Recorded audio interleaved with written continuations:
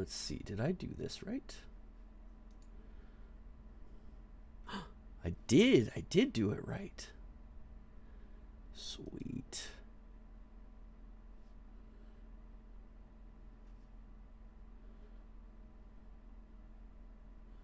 All right. Whew. Give me just a second.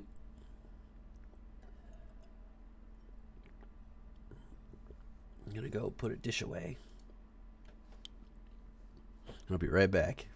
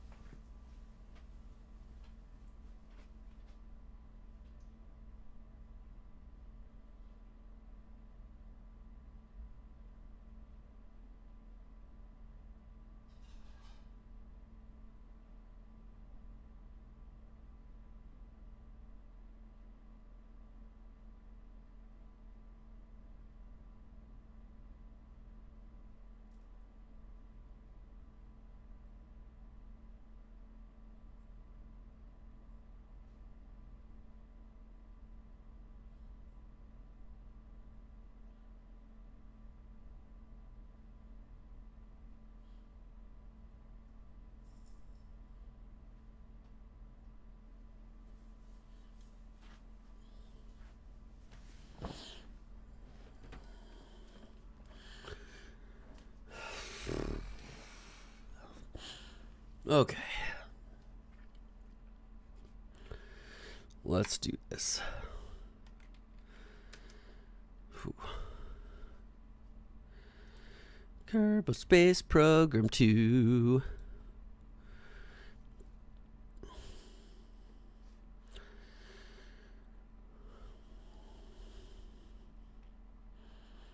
This game wasn't designed to support controllers. Yeah.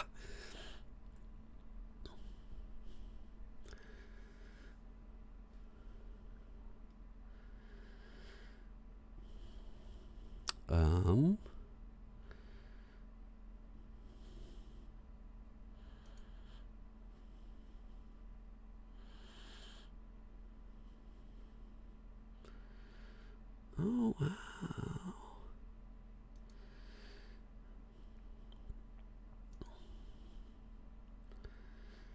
All right.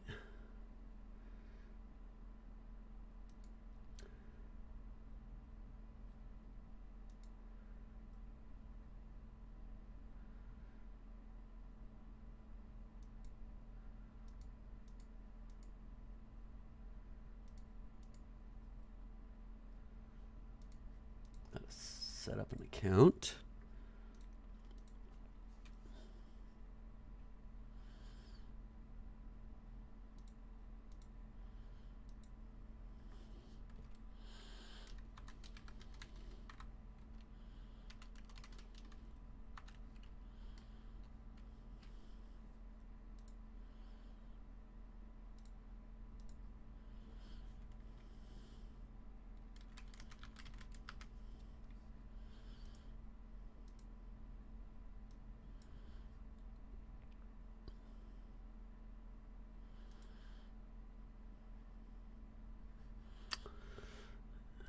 Get the verification email.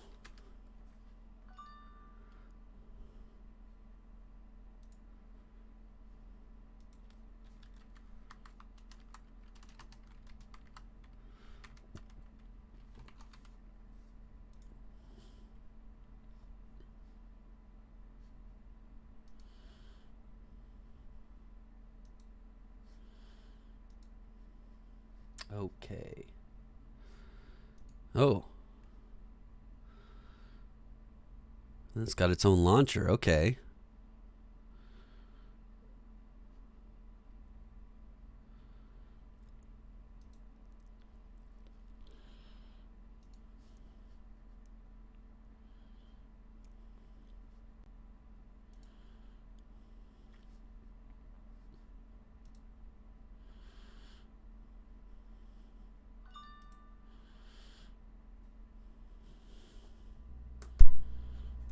That's bright.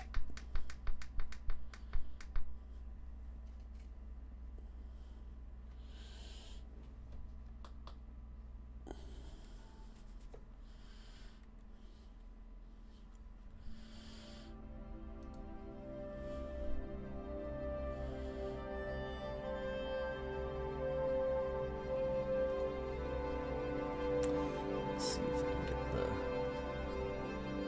on here. No, of course not.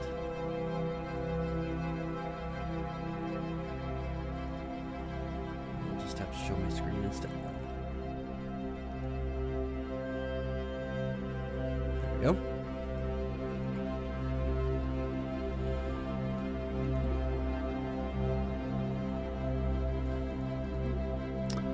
All the fun stuff.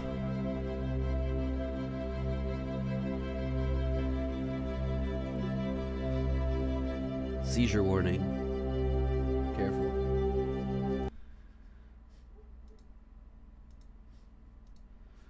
Oops. Settings. Let's change that to. Okay, it should be borderless. So I should be able to Alt-Tab.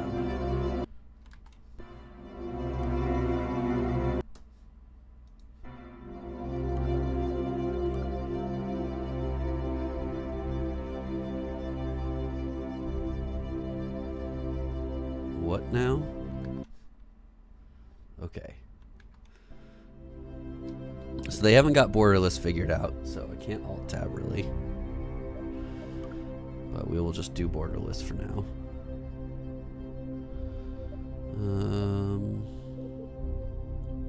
Okay, cool.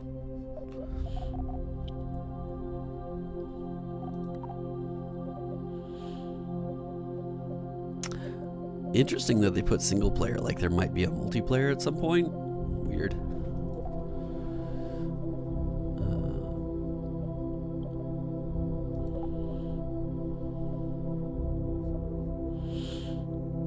From humble beginnings, starting with a small suite of parts, perform experiments and complete missions to earn science. Or parts, explore a universe with no limits, all parts are immediately available. We're gonna do the explorer. Sure, difficulty normal. Yeah, we'll do difficulty normal.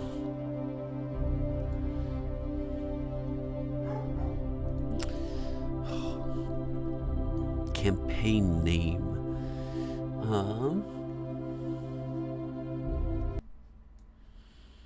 What would be a good campaign name?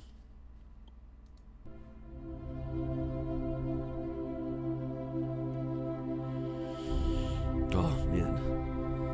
1 second. Feeling a little dizzy. And now my dog's barking.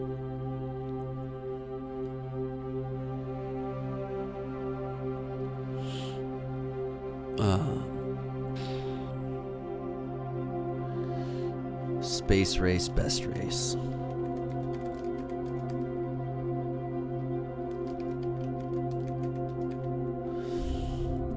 Agency name is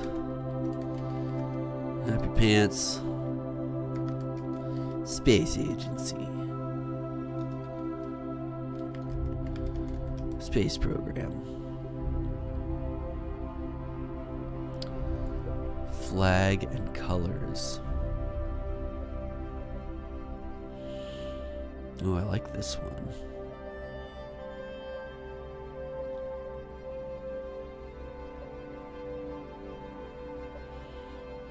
I'll do this.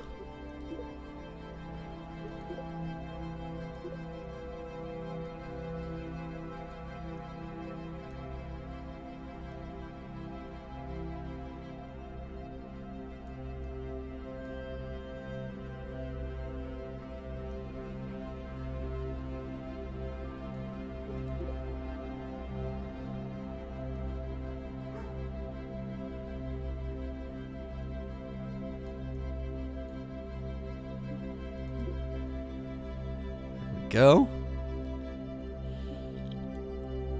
Alright, before I start, let me go see what my dog's on about.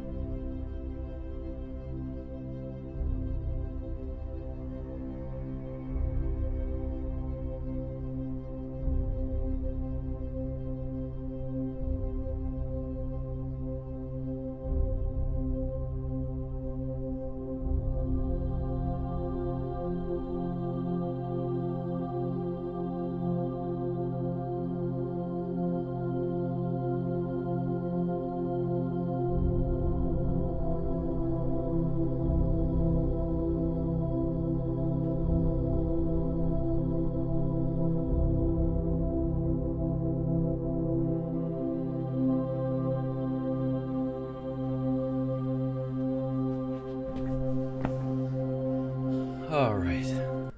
Oh. Clicked the wrong thing. Start campaign. Whew.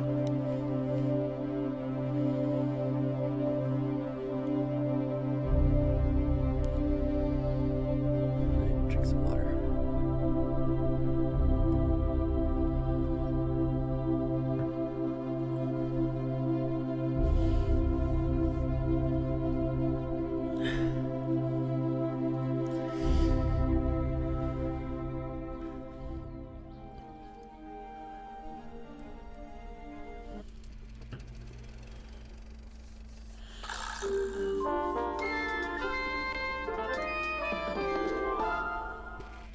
Like I can skip if I need to. Your new space program, leaping forward into the cosmos. Since the dawn of Kerbal kind, we have looked to the sky and wondered what sublime mysteries lie hidden in the darkness, like jewels never beheld. These untold treasures may soon reveal themselves due to the efforts of recently founded Kerbal Space Program. Oh my, I think that might have been the only copy of the orientation film. Hold on! Slides, somewhere. Welcome to your first day running the Kerbal Space Program. This campus hosts the greatest ever gathering of astronomers, astronauts, and engineers. After years of focused effort, this collection of geniuses has created several very impressive buildings. We believe we have all the necessary pieces to take our first steps off the ground. The best way to advance our technologies further is to get up there and learn by doing. All we need now is somebody to show us how to put all these parts together. Well, we also need somebody to help us out with the flying. We need a lot of help, actually. That's why you're here. My name is Paige, by the way. If you need any hints, feel free to visit me over at the training center. Everything in there is well padded, so it's a great place to get up and running. Welcome aboard!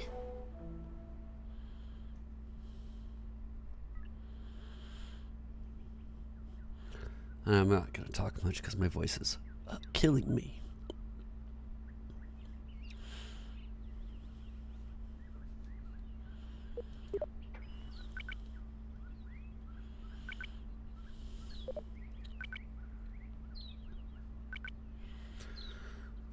Okay, so I have to earn science.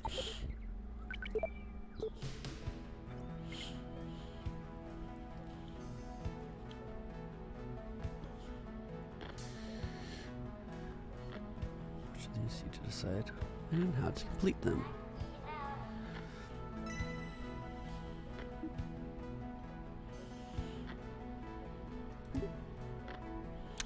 Ooh.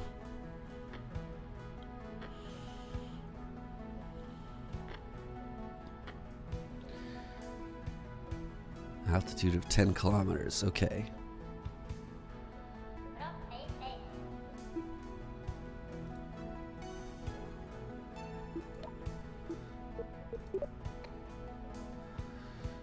more information about mission. Select mission brief.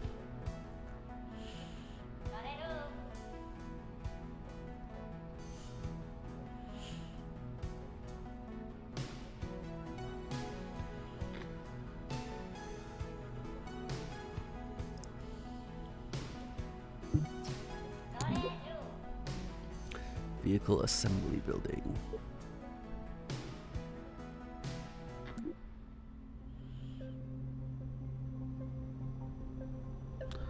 Oh, they're not going to give me anything here. Okay.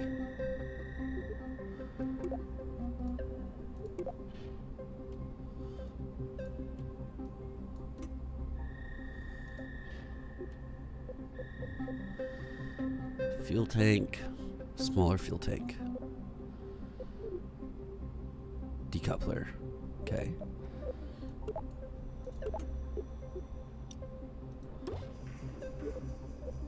Oh, it's got my colors. Okay.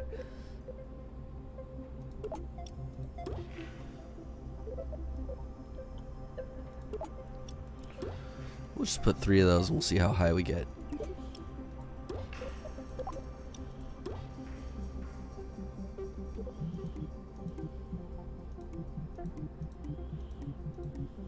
All right, let's go for a launch.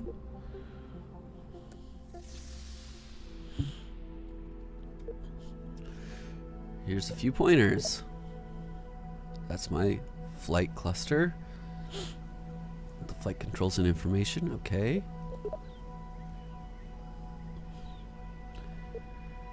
Speed up or pause time. You can still move your camera and interact with part functions when you're paused. Ooh, good, there's a pause this time. Okay. It's our staging stack,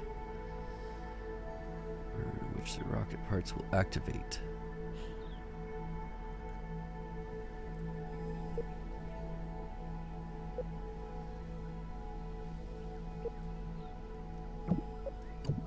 There we go. I don't want to decouple first.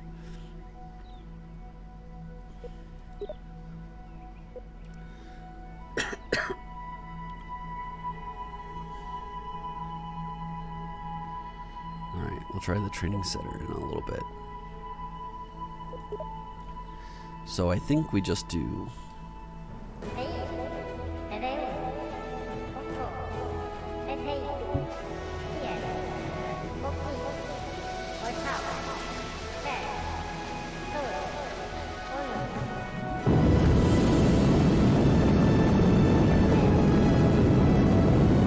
and reach 10 kilometers and something. How high are we? How high are we? We're at 5 kilometers. Oh, we're gonna reach 10. We're gonna reach 10.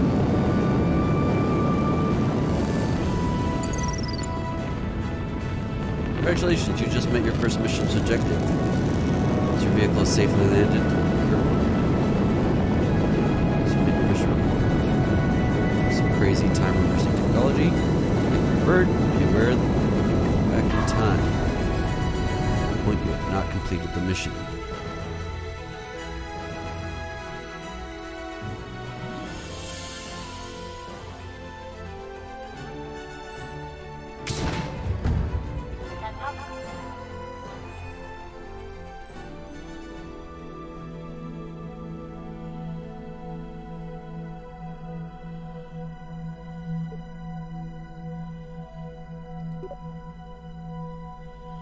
Still going up. Oh no. I may have sent us too far.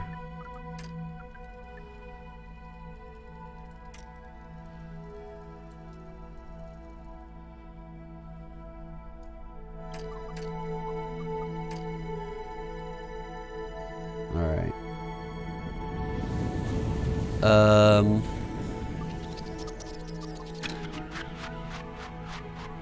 Let's pour Kerbal in there. I definitely didn't give us any parachutes.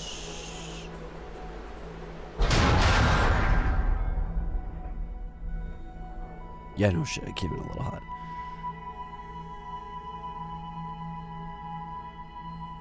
Oh no, Bob Kerman.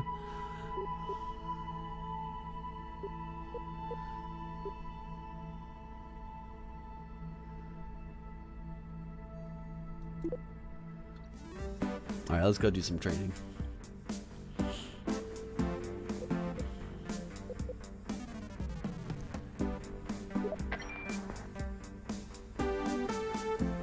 Even in the middle of an active flight.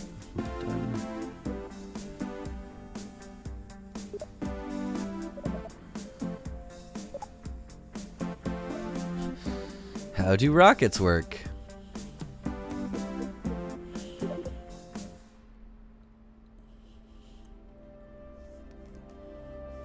Let's do some learning.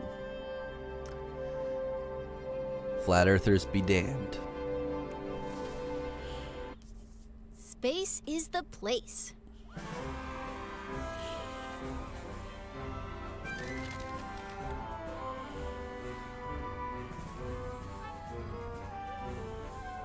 So you want to get to space.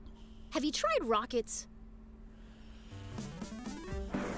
Rockets use fuel and engines to create thrust, which propels them forward. When a fuel tank is empty, it is dropped to stay as lightweight as possible, allowing the rocket to go even faster. These tanks, as well as other expendable parts of a rocket, are called stages. Different stages do different things. Often the first stage is very powerful, with just enough fuel to get the vehicle through the atmosphere. The second stage usually has a low-thrust engine that, while not as powerful, is more fuel efficient. After dropping the heavier first stage and leaving the atmosphere, the second stage engine pushes the much lighter second stage to orbital speed.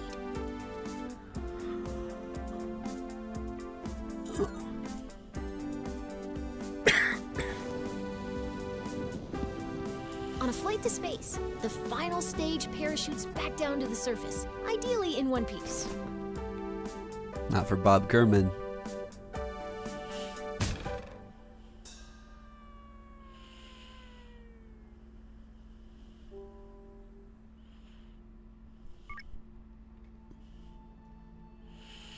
You've learned how to go to space.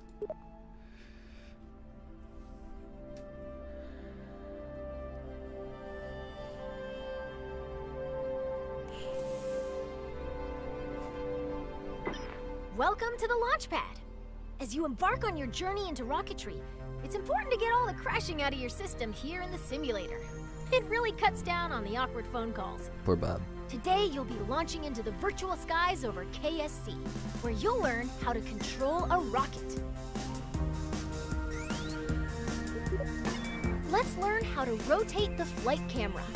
That way, you can see the launch from your favorite angle. Great! You can also zoom. Nice! Go ahead and pick your favorite view for this launch.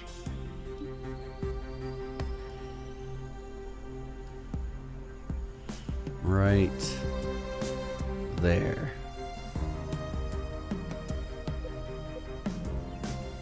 Ready? Your rocket is ready for launch. Every good launch This starts doesn't with have a big decouple. green button and lots of fire. Most bad launches do too, actually.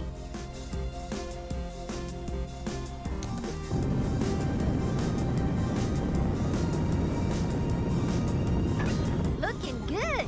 Ascend to 1,000 meters, and then we'll learn some controls.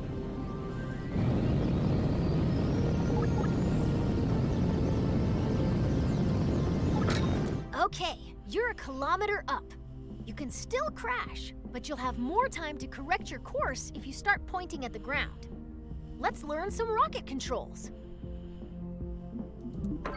When flying a rocket or a plane, we have specific terms for moving. Pitch tilts your rocket's nose up and down.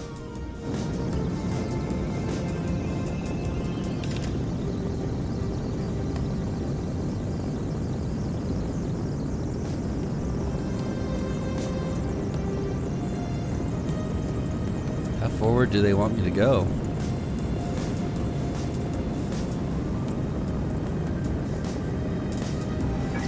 Nice pitch.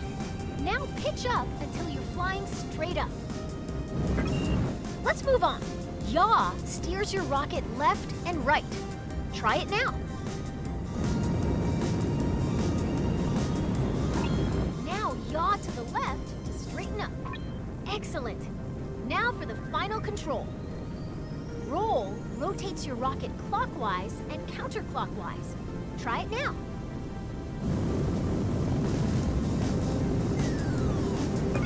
That's the basics of rocket flight. Feel free to experiment with the controls. You can move on when you're ready.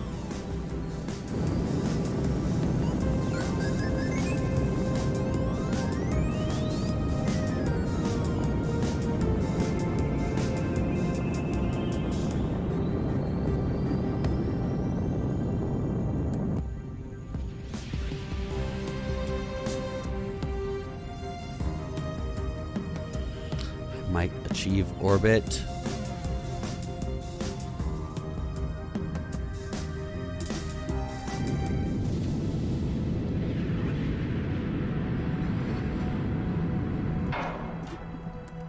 Nope, not orbit. Going to the ice cap.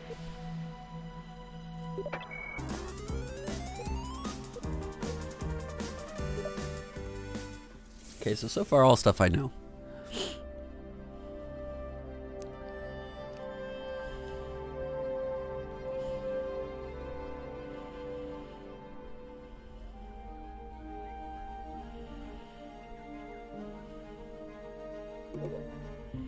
So you want to get to space. It's time to make a rocket.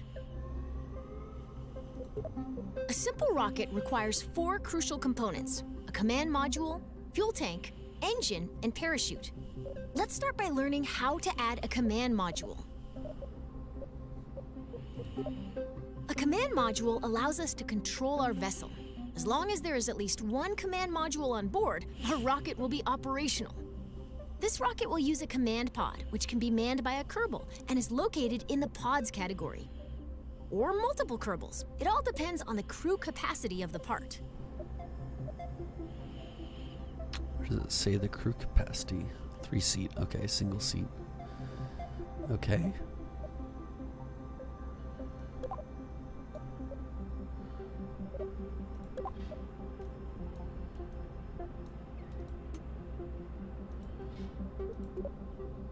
Great! It doesn't look like much, but it's a promising start. The next thing our rocket needs is a fuel tank. Fuel, or propellant, is an expendable resource used to power our vessels. Without fuel, we won't be going anywhere, let alone space. Let's look at the small fuel tanks. How about that one? Rocketry Weekly calls it good enough. How exciting. Notice the part is once again attached to your cursor. If you place your cursor near the bottom of your command pod, you'll see it snap into place. Then left-click to it. Now that's beginning to look like a rocket. Well, almost. Hey, We Thunder. need an engine. Here at the KSP, we have 4 different types of engines: launcher, sustainer, orbital, and deep space engines. To break free of Kerbin's soupy atmosphere, now let's add the sustainer engine to the fuel tank.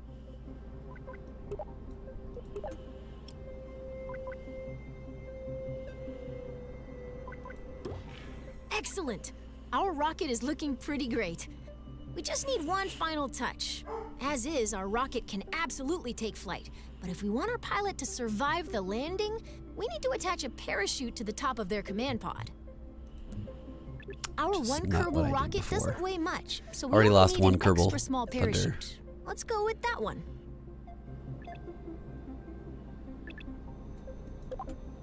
Now, all we need to do is put it on top of the command pod. It won't do as much good on the bottom. Congratulations! You've just built a rocket. Are you sure you haven't done this before?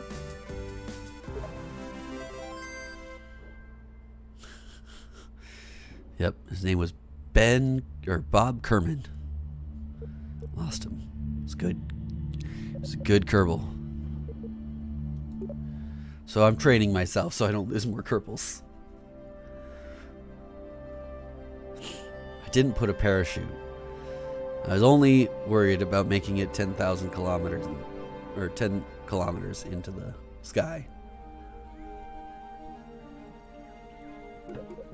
which I did tenfold. As you start to build rockets, you'll want to see your designs from other angles. Let's learn how to manipulate the camera inside the vehicle assembly building. First, let's rotate the camera. Nice! Now let's zoom the camera in and out. Great! Now let's pan the camera up and down. You can also focus your camera at a specific part. If you want to view your rocket from the top, front, or sides, switch to blueprint mode. You can change the camera's direction by selecting different sides of the view cube. If you ever get lost in the VAB, you can always reset the camera.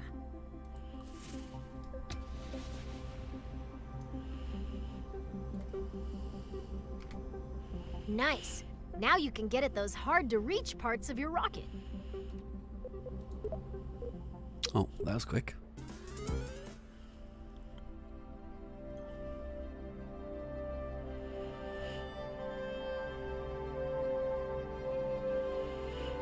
Sorry if I'm not too talkative. I'm pretty sick, so I'm just kind of enjoying playing. Your rocket's ready. Let's take it out for a little hop. Okay. Let's move this rocket to a launch pad. Welcome to the launch pad. Today you'll be flying straight up. Your rocket should do fine without any steering inputs, but if things get out of line somehow, feel free to intervene.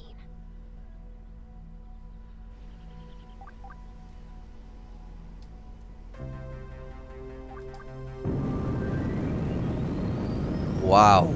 That booster really.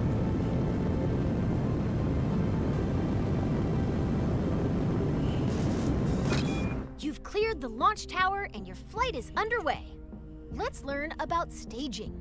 Rockets are constructed in sections called stages. Each stage is designed for a different part of a mission. When a stage completes its job, it's dropped to shed weight. On your right, you'll find the staging stack. It displays all of the functions contained in each stage. Every time you select the Go button, you'll activate a new stage, starting from the bottom of the stack. Each stage's fuel supply is shown on a bar next to the stage. Your active stage, Stage 1, still has a little fuel in it. When it goes dry, you'll drop that stage by selecting Go. Okay. Your first stage is out of fuel, and all it is doing is slowing you down. To drop that weight, you're going to activate your next stage. That will activate a decoupler, which will drop your empty stage. It will also activate your next engine. Once you activate a stage, there's no going back. Ready? Hit Go to lose that mass.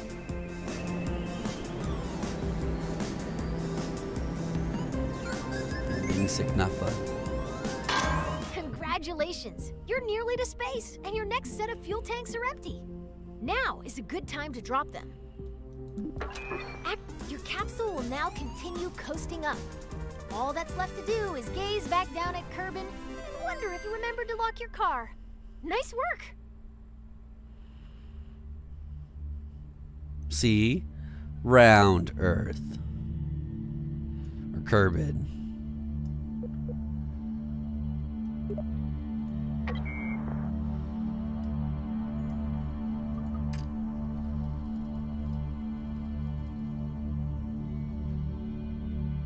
Which isn't really going.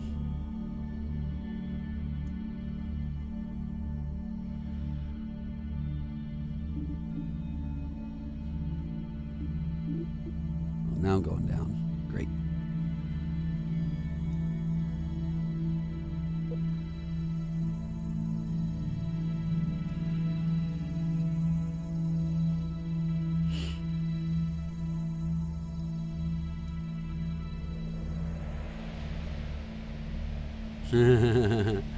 Do you believe in magic?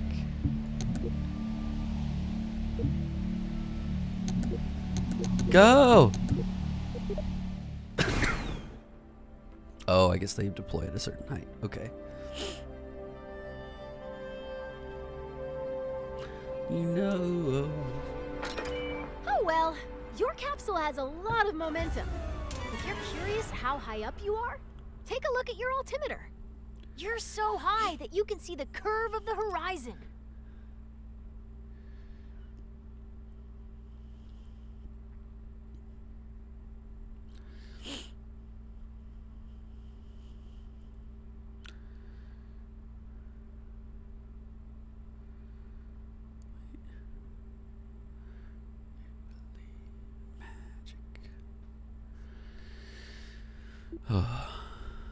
Prograde. Retrograde. Oh wait, what?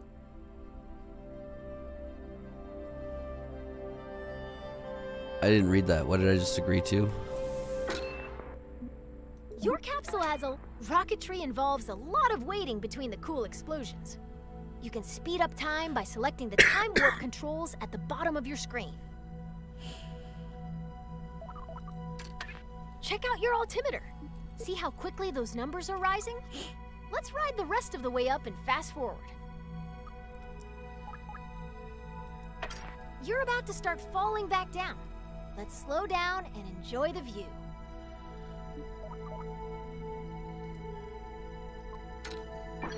Great job. You're now a master of time. Try not to use this new power for evil.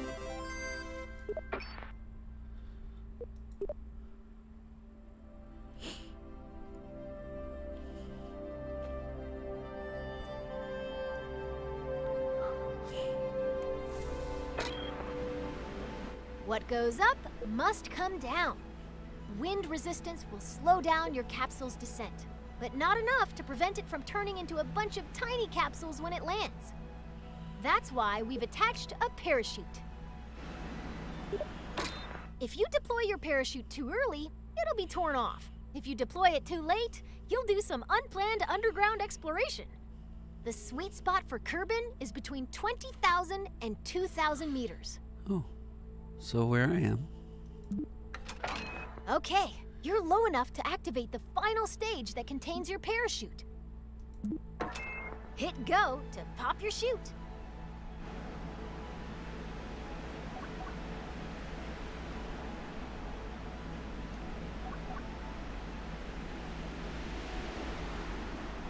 And go. Nice work. The parachute will trail your capsule for a bit without fully opening. Once you've slowed down enough, your parachute is now fully deployed and slowing the capsule to a safe velocity. Congratulations! If this were real, you'd find celebratory snacks in the VAB kitchen.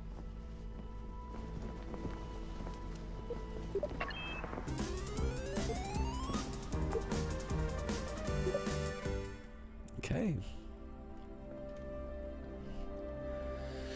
Whew.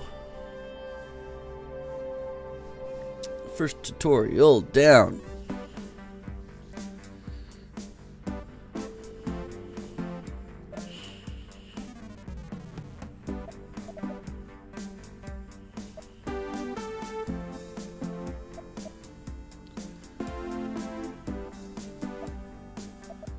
Should I do more of this?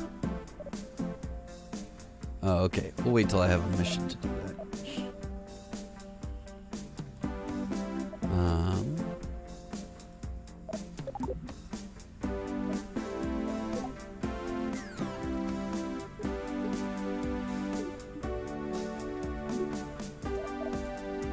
How do I go out of the trading center?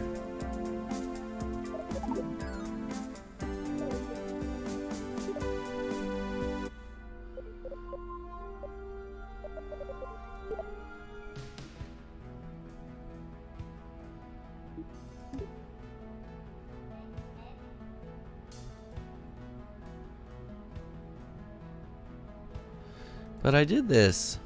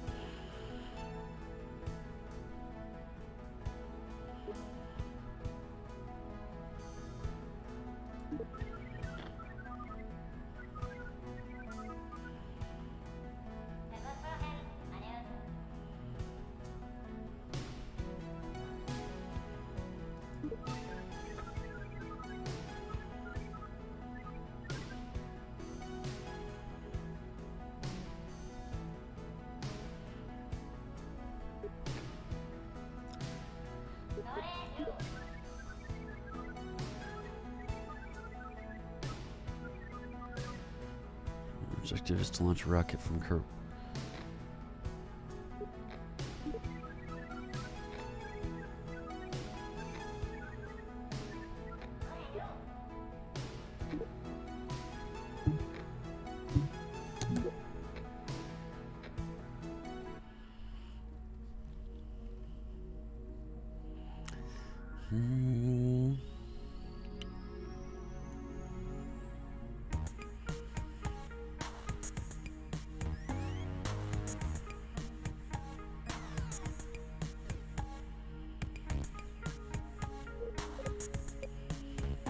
I have 0 science.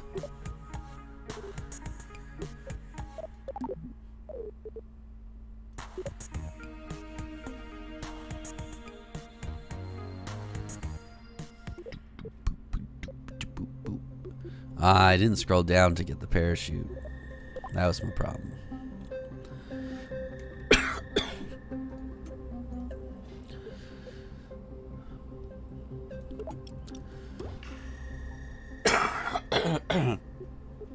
Excuse me. Oops. Hold on.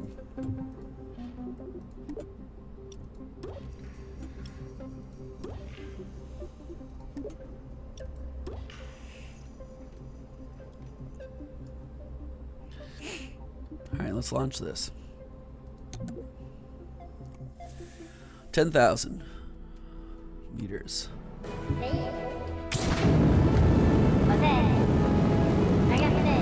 Oops. Oops. Oops.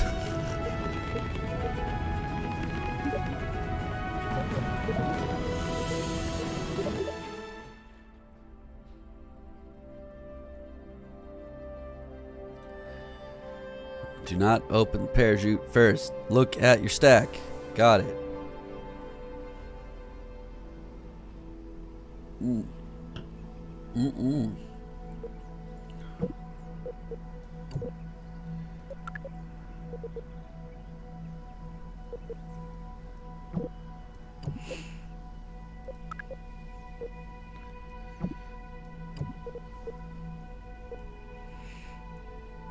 There we go.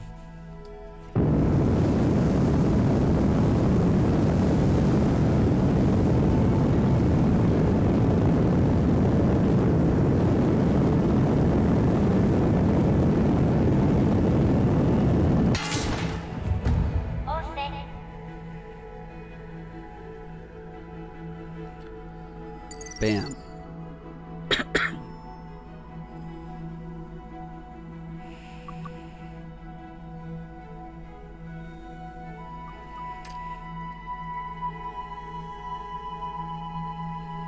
The G-forces would suck on that, yeah.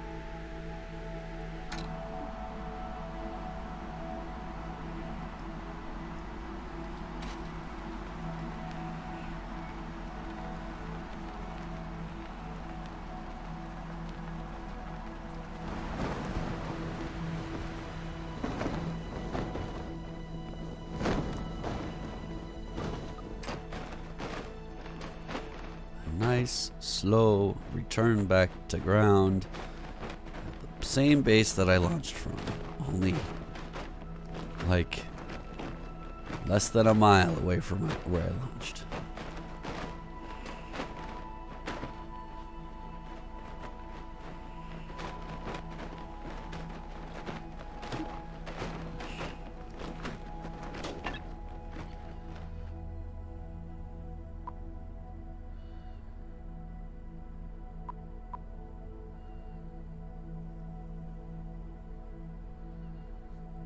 You successfully landed. You can recover your vessel through the escape menu. When you recover your vehicle will be recycled and your crew returned for their mission.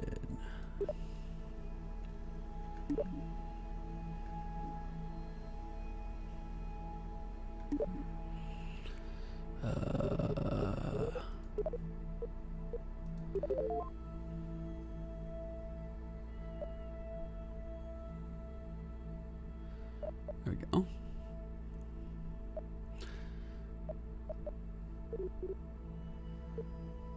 Fancy a lesson? No. Hey, Jebediah Kerman. Survived. See ya, Thunder.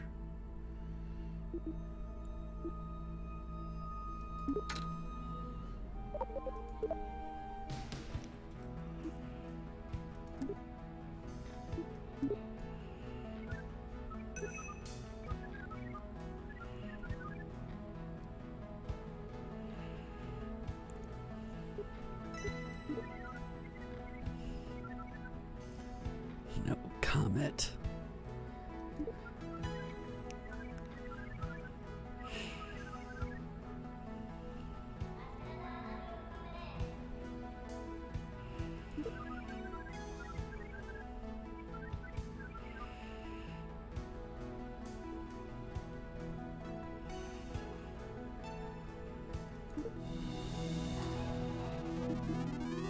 Thanks, science.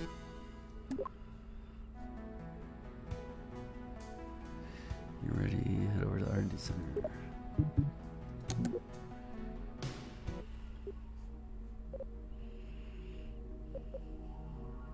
Oh, I kind of have to do this right now.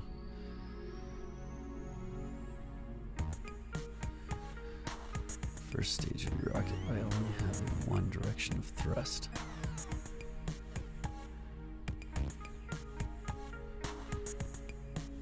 Rail coupler.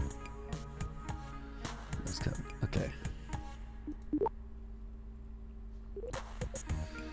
And either solid fuel boosters. Nice. Quite useful for providing a huge amount of thrust during the start of the launch, particularly with two or more radially attached.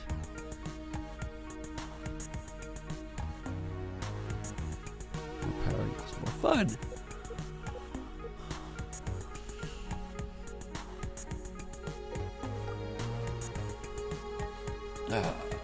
With the environment scanner module equipped, Vessel will be able to gather more detailed reports from all over the Kerbal system, which will translate to even more delicious blue science points. Discover and explore. Okay.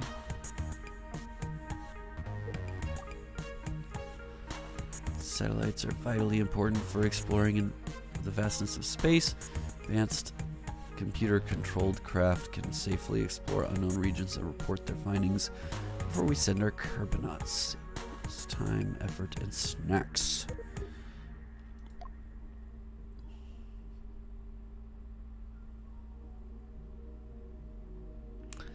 Bicoupler. The beam.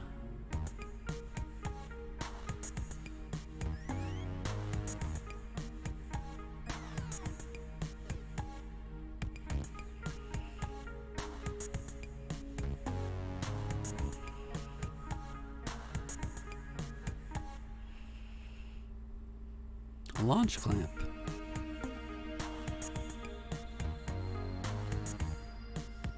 And wings.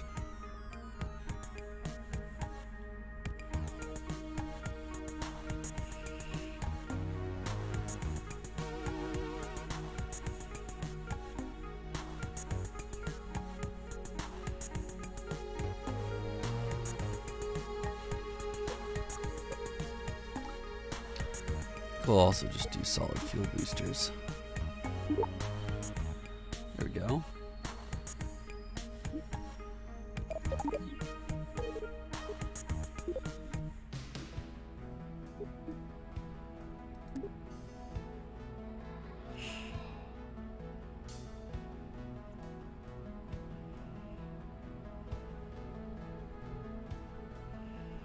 $70 kilometers.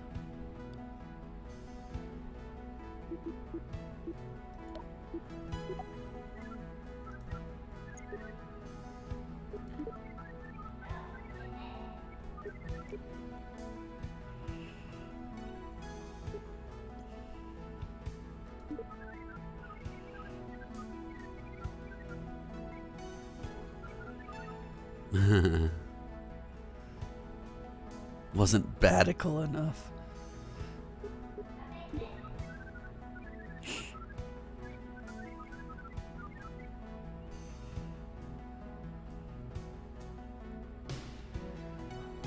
Into space, I'll buy them 3 coffee makers. Ooh.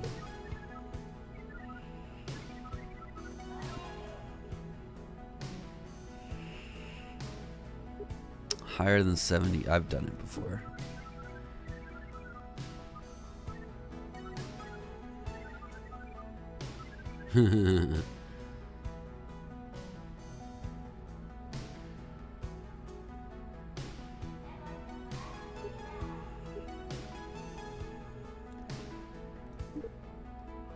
All right, to the VAB.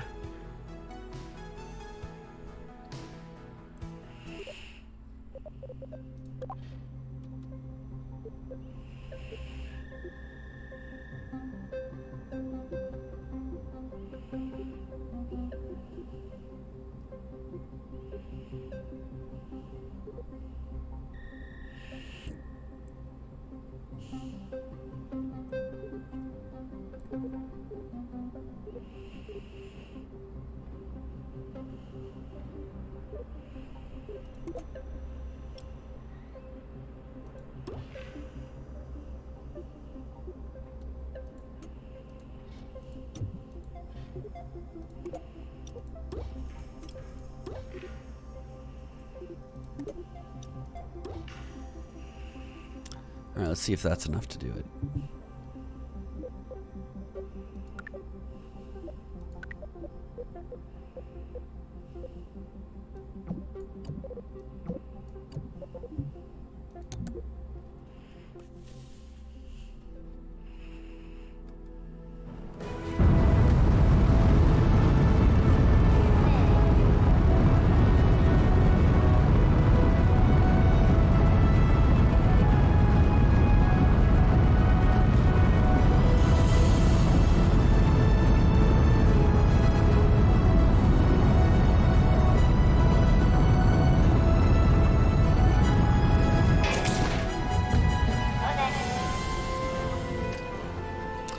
Don't know if that would have gotten me to 70. Ooh. We're soaring. 60s. Got it. Nailed it. Now I just have to come back down. I said I just have to come back down.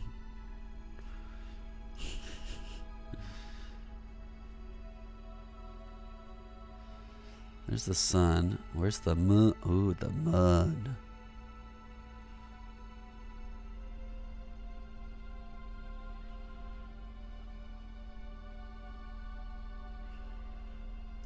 Did I not go faster for some reason?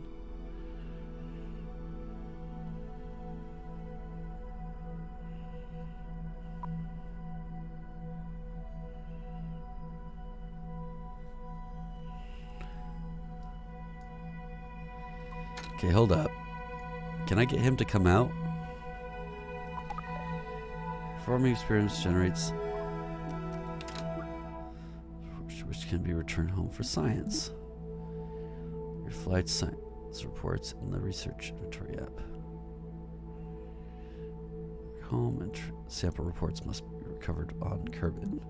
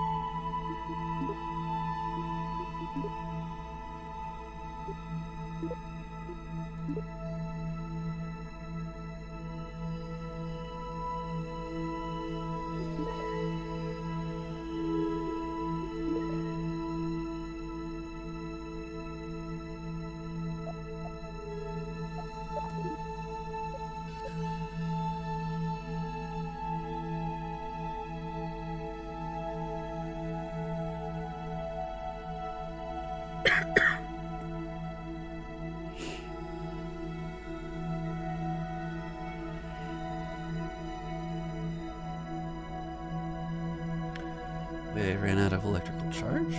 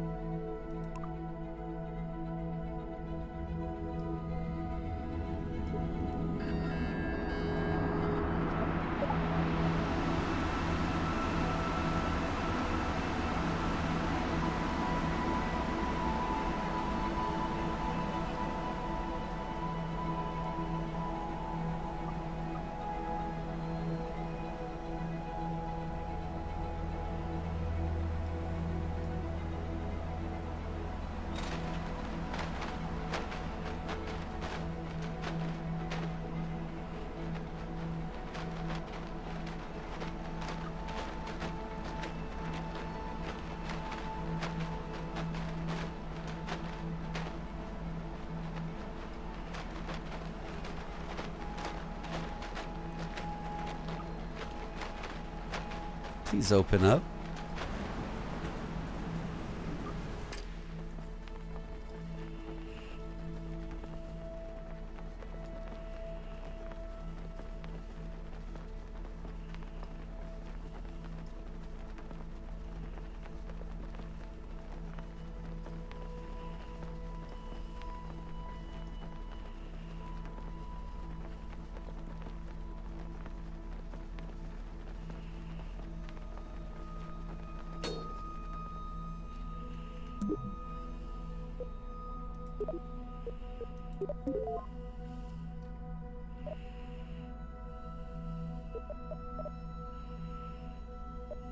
Ah.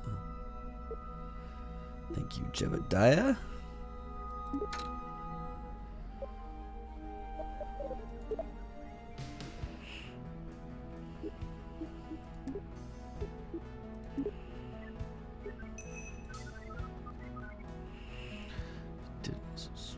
Explosions.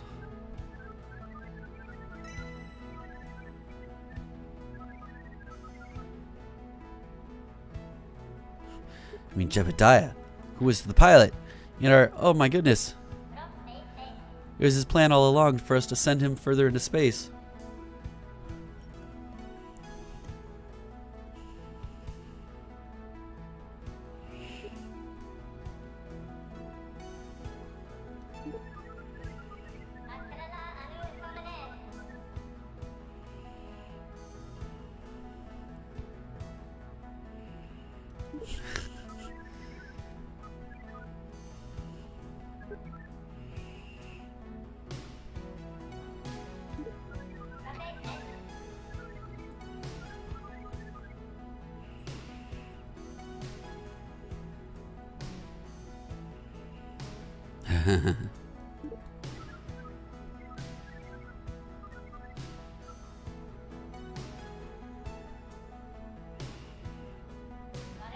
Lunar or later.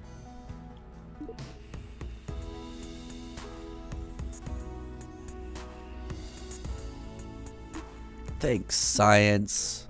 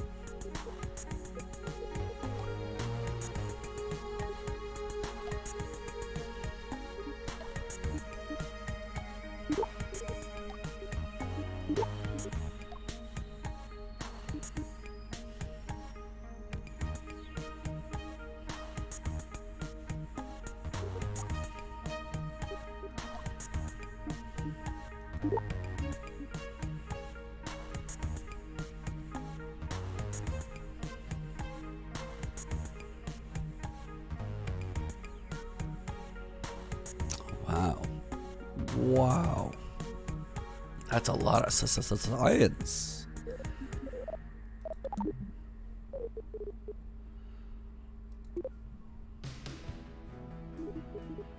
Ooh. Start with the secondary. Splashdown tests. Are the pods really airtight? Pods aren't meant to sink. To explode either. Probably best to get out there and see what happens. Okay. I just shoot it out there. But I could also orbit first.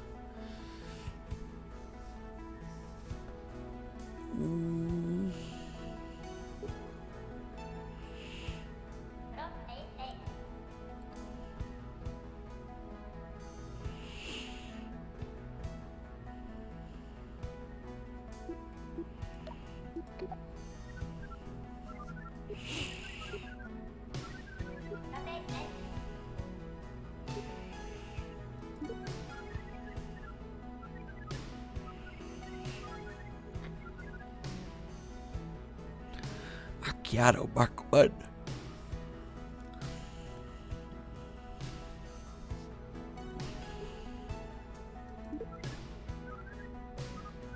Look at his eyes.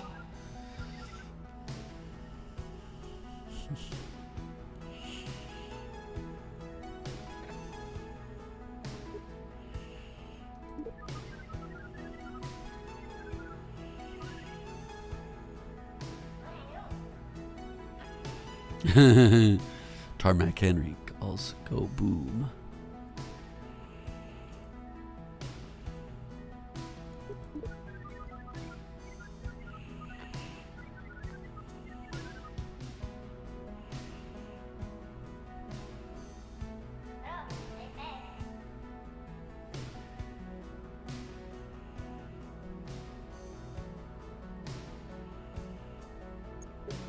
Right.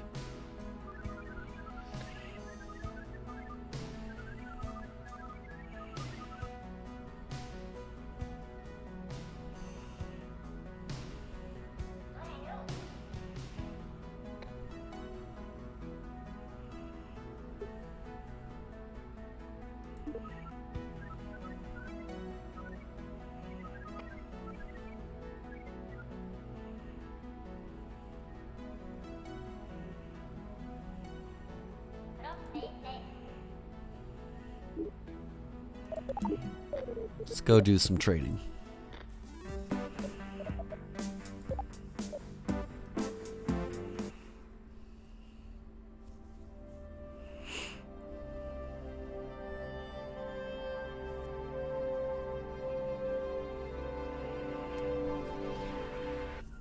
Missing the ground.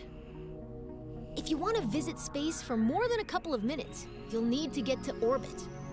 An object is in orbit when it's moving sideways so quickly that even as gravity causes it to fall, it keeps missing the ground. As long as that object isn't slowed down by anything, it follows the same path every time it goes around the body it's orbiting, forever. If that object is a Kerbal, it is recommended that they bring lots of snacks. So since your goal is to move horizontally at a high speed, why not launch sideways? On Kerbin, the atmosphere is like a thick soup. You waste a lot of fuel trying to fly through it horizontally.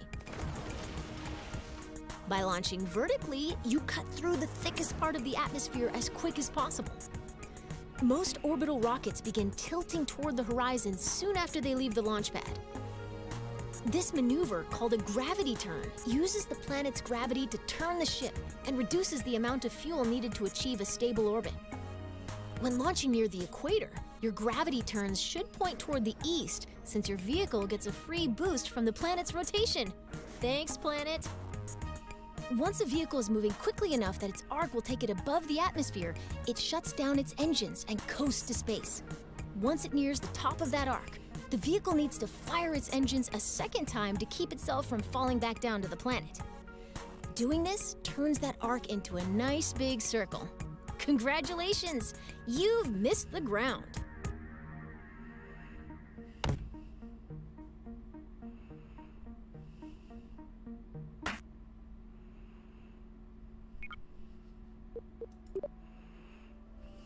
Okay.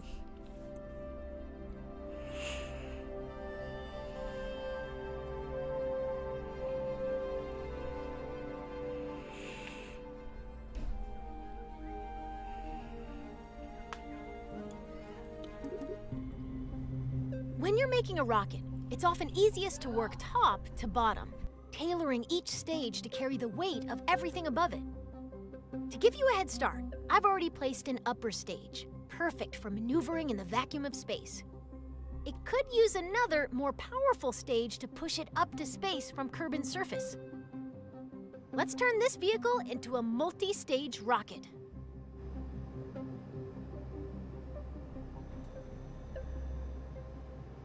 Sorry, I had to go do some things, but I am back now. I'm gonna kind of eat a muffin. Let's see. Let's just put myself in here real quick.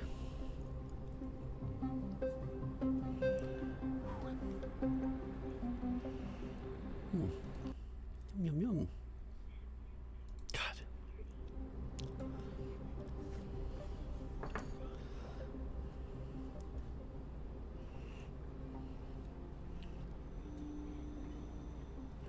I wish that, here, one second, I'm going to see if it's fixed itself yet and it can detect Kerbal.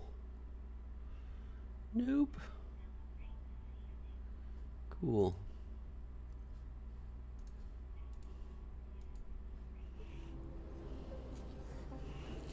Alright, we're going to sit here for a second while I enjoy this muffin. Ooh, buttered muffin.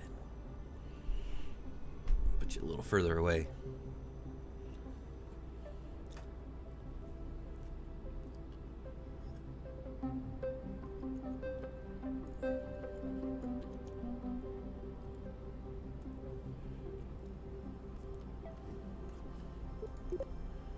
Anytime we intend to drop an empty stage after using all of its fuel, we connect it to the stage above it using a decoupler.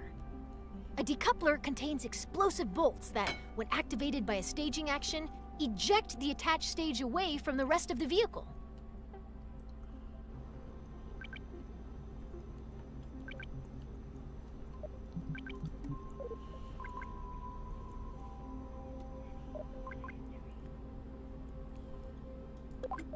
Add that decoupler to the bottom of your rocket. We need to attach a larger, more powerful lower stage to the bottom of your rocket.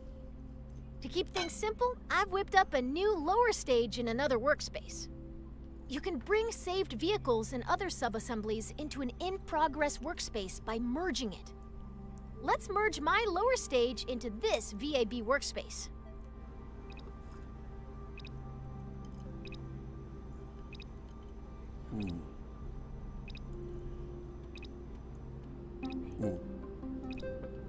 Out in the real world, this list would show all of your saved workspaces. Here in the simulator, I'm only showing you the lower stage you need to merge.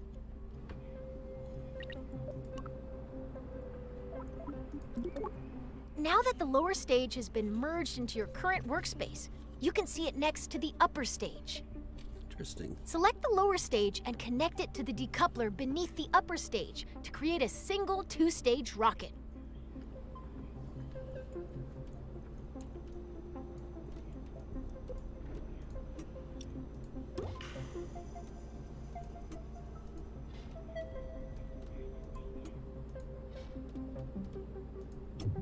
That's creative, but I think our rocket needs that piece. Let's try again.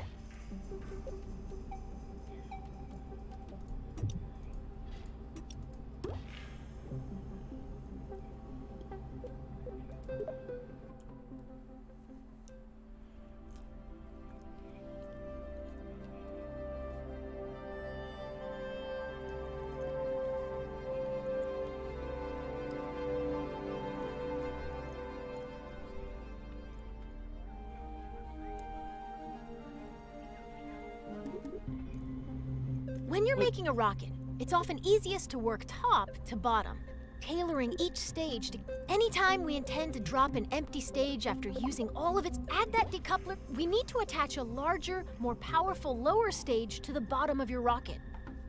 To keep things simple, I've whipped up, out in the real world, this list would show all of... Now that the lower stage has been merged into your current workspace, you can see it next to the upper stage. Select the lower... Perfect! Merging is a very powerful tool. Anytime you want to reuse a particular booster, lander, or other element from an existing rocket, merging saves you the hassle of making the same thing over and over.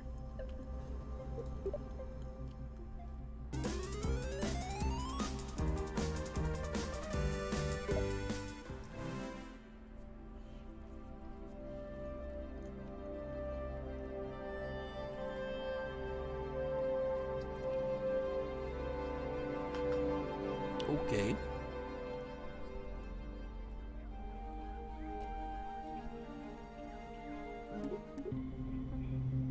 Space rockets sometimes need an extra boost.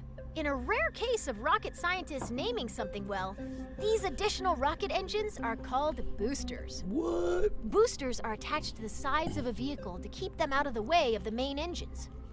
Solid fuel rockets make great boosters. They produce a very high thrust for a short time. Let's attach some boosters to the sides of your vehicle.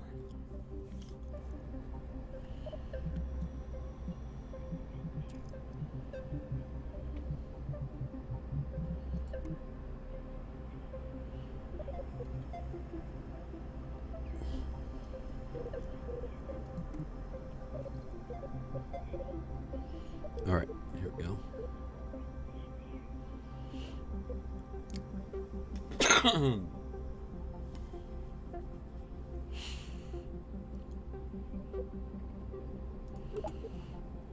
that's not big at all.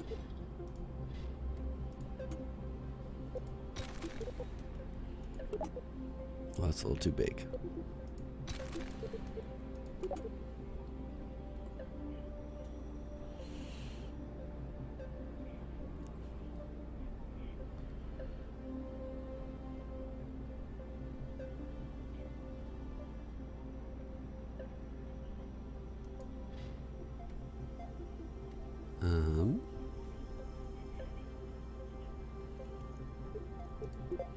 We'll start by attaching 4 radial decouplers that will eject the spent boosters when they're empty.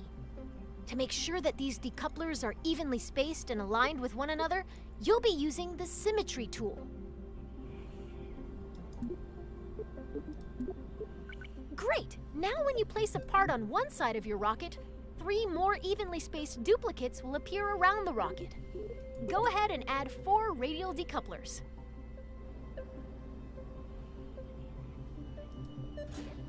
Perfect! Now you've got 4 radial decouplers exactly where they need to be. Let's attach those solid fuel boosters. Since you're still in 4x symmetry mode, simply attach this booster to one of the decouplers you just placed. That will attach copies of that booster to the remaining decouplers. Great job! You've finished your orbital rocket. You can symmetrically place up to 8 parts at once, a feat that could until now only be achieved by certain sea creatures.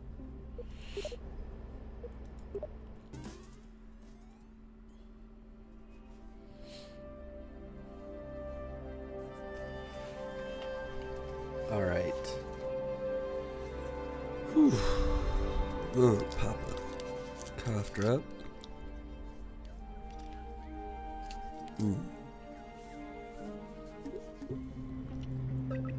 Before you launch a rocket, you need to plan the order of your staging events. Nobody wants to start out their flight by popping their parachute, right? Most parts that can be staged are automatically assigned to stages. Their activation order can be seen in the staging stack. You can change when staging events occur by moving them between stages. You can also add, remove, and reorder stages. Best of all, you can do this in both the VAB and in flight.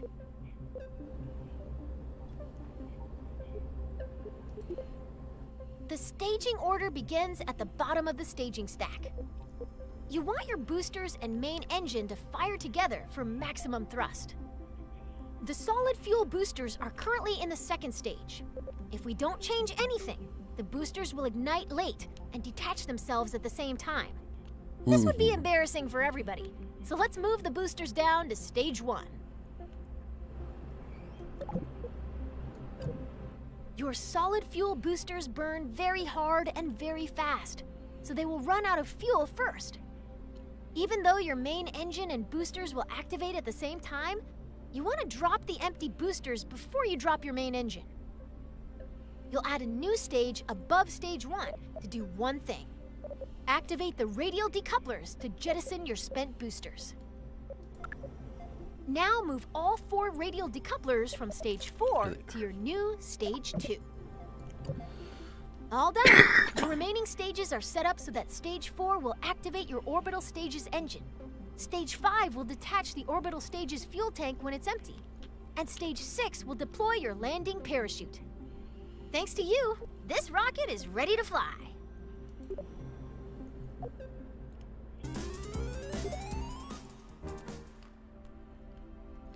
Okay.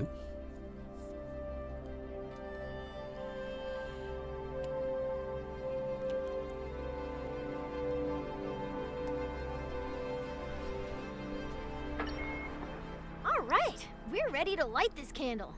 In this flight, you're going all the way to orbit.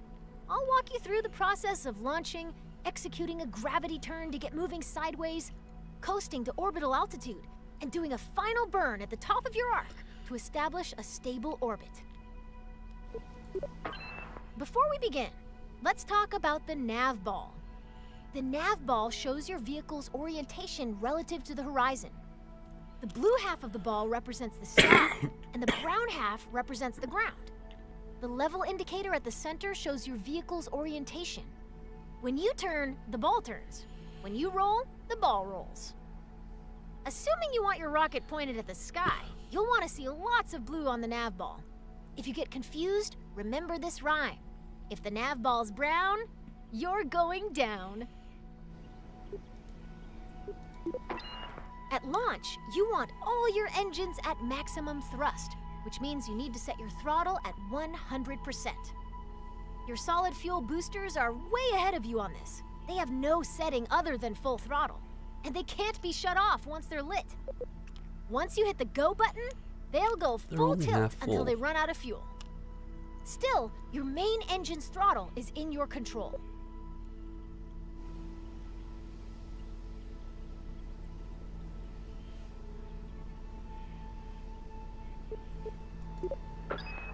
You can see your main throttle here.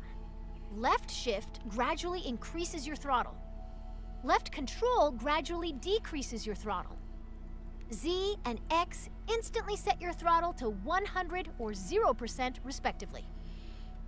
Left click on the throttle will set its level where you clicked.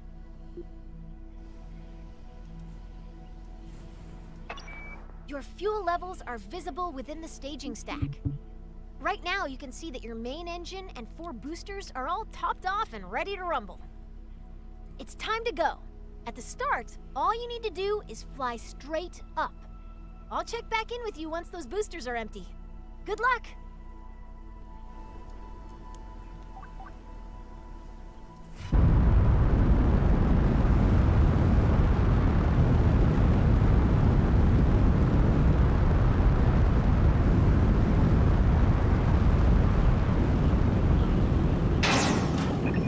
Every stage has its time.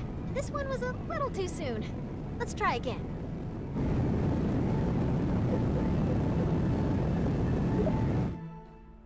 What?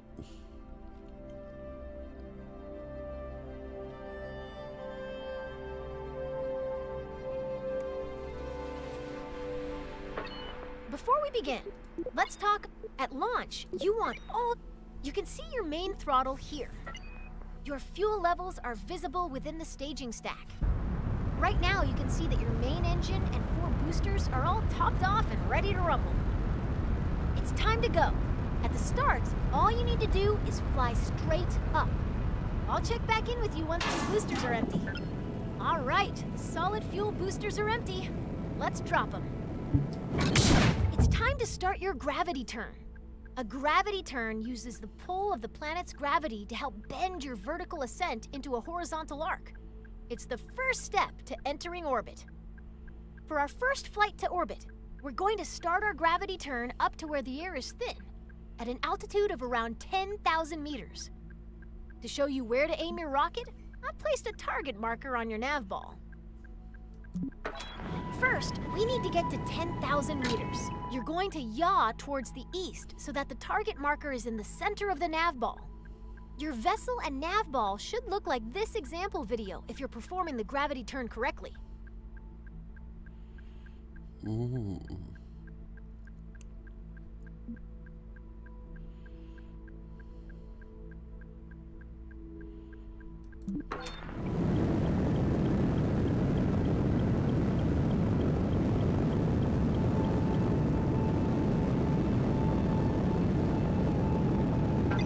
Way to make Kerbin's gravity work for you.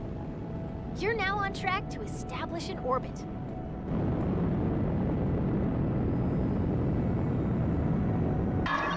Your current stage's fuel is empty. Let's drop it and activate your... Great job! Your rocket is on its way to orbit.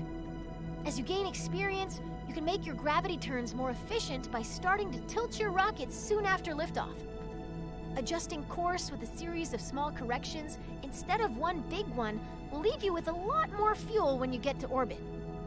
Turning immediately after launch requires a very stable rocket, so if you ever have trouble keeping the pointy end up, you can try the simplified wait and turn method we use today.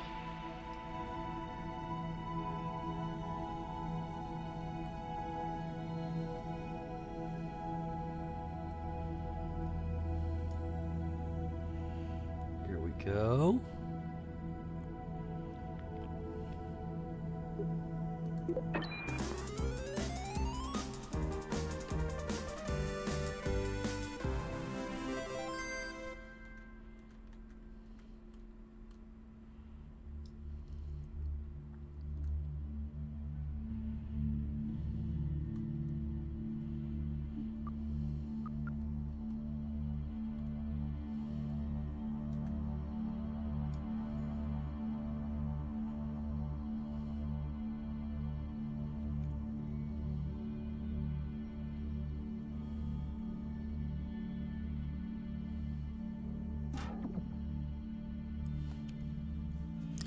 Didn't really make an orbit there, did I?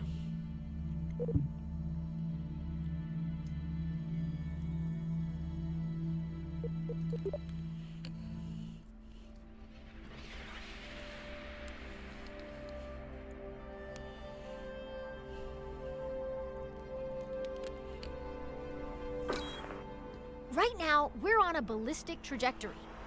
If no further adjustments are made, your rocket will eventually fall back down to the ground. Our objective is to turn this arc into an orbit.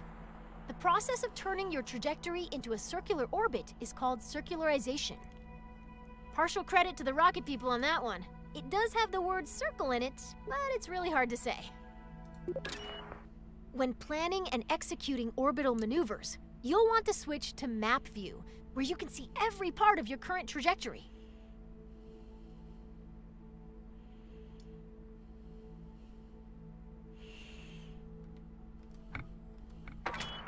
The blue arc passing through your vehicle is its current trajectory, the path your rocket will follow if you don't touch the controls anymore. Our goal is to make that arc into a circular orbit. After you've coasted nearly to the top of this arc, you're going to point forward, and then you're going to ignite your engine. If you time this burn right, you'll never quite get to the top of the arc, as it'll keep widening in front of you until it wraps all the way around the planet. Let's break that down a little more. The top of your arc has a helpful tag in map view. It's called the apoapsis, abbreviated as AP. You're going to max out your throttle before you pass this point. We're paused at just before the apoapsis. We want to go faster in the direction we're already moving, so we need to make sure our rocket is pointed forward. There's a handy marker on your nav ball called the prograde marker. That represents your forward direction. Use the Stability Assist System, or SAS, to point your vessel at that marker. You're all lined up and ready to go. The next step is to go max throttle. It can take time for your arc to fully expand into an orbit. If you look closely at where your trajectory meets the ground, you'll see it moving toward the horizon.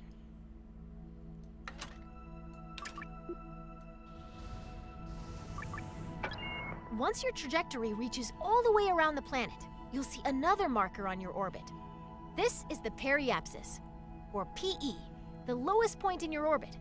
It'll always live on the opposite side of your orbit from the apoapsis, or highest point.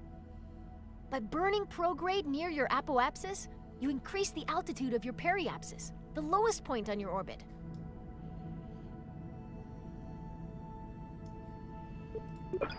Here's the most important thing to remember about setting up an orbit above an atmosphere.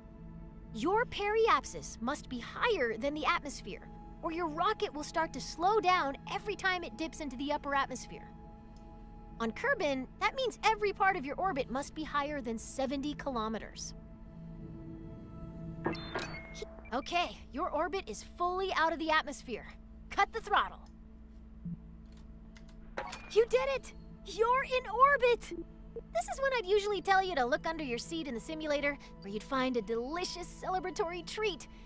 Sadly, since the vending machine in the astrodynamics lab broke down, it has gotten very difficult to hide snacks anywhere at KSC. Feel free to take a moment to admire your first orbit. In a way, you've given yourself a mind snack, which is way better than the edible kind anyway. Right? Right?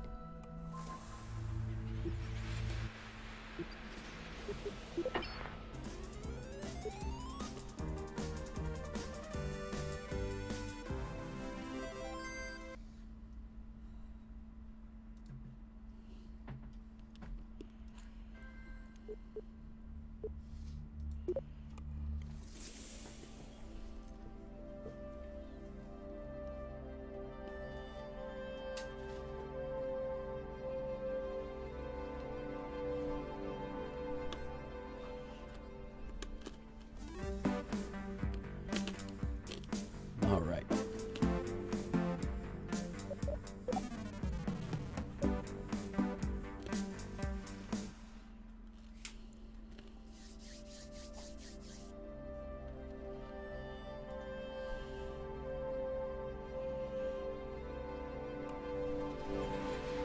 Orbits are weird. Remember you're orbiting. What if you wanted to make its orbit higher? Well, it's a baseball, so grab your bat and try to hit the ball to a higher orbit. Your first thought might be to try to deflect the ball upwards. Unfortunately, hitting the ball upward bends its orbit so that it hits the ground before it can return to you. What you need to do is hit the ball in the direction it's already moving, adding to its already high velocity. Now that you've sped the ball up, why isn't it flying any higher? It just keeps whizzing by at the same height it always did. After all, I said that making it go faster would make it go higher. What gives? The ball is actually going higher, but it's going higher on the opposite side of the planet from where you're standing. You've raised its orbit, and you've learned the first lesson of orbital maneuvering. Your actions affect the opposite side of your orbit. Weird, huh? So your ball is moving faster, but it's still passing you at the same height. How do you get its orbit higher on this side of the planet? Now that you know how changes in velocity affect the other side of your orbit, you've got all you need. By adding velocity to the ball at the highest point in its orbit, you raise the lowest point in its orbit and make it circular again.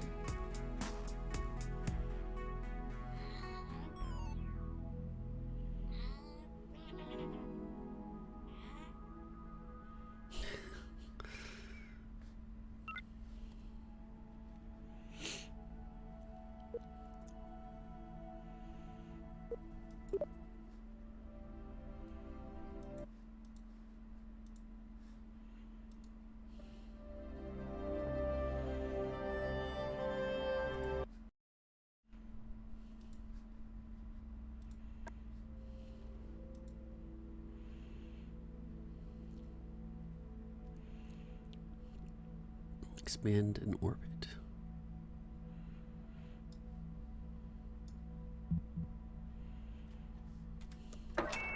Remember how you circularized your orbit by increasing your forward velocity?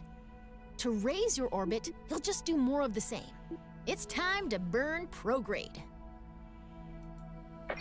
Now that we're pointed the right way, we can increase the throttle and watch our orbit expand.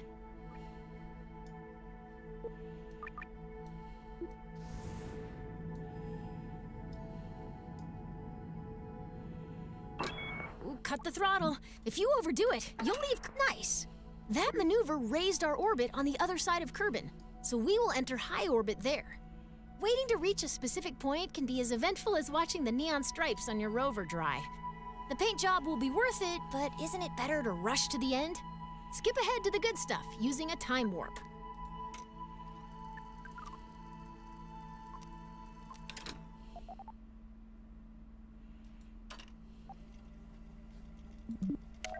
Like I said earlier, the highest point of our orbit is called the apoapsis.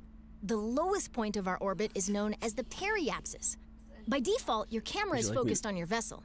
So if you can't see either of these points, adjust your camera. No, that's fine. I just realized that your lights were on. I bet. I'll just crawl. Okay. So the video of the light is not.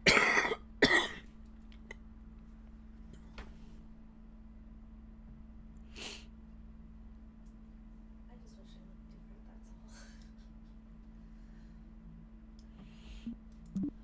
Scroll the middle mouse wheel to zoom in and out. Double-click an object to center your camera on it. Click the middle mouse. Excellent! You can time warp to any position on your trajectory by selecting a point on your vehicle's current path, and then selecting Time Warp to Point.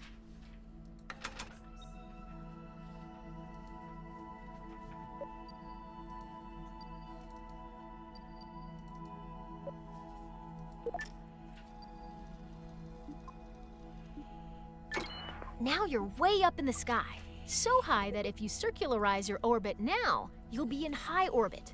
Wow, Kerbal Space Center looks so small from here.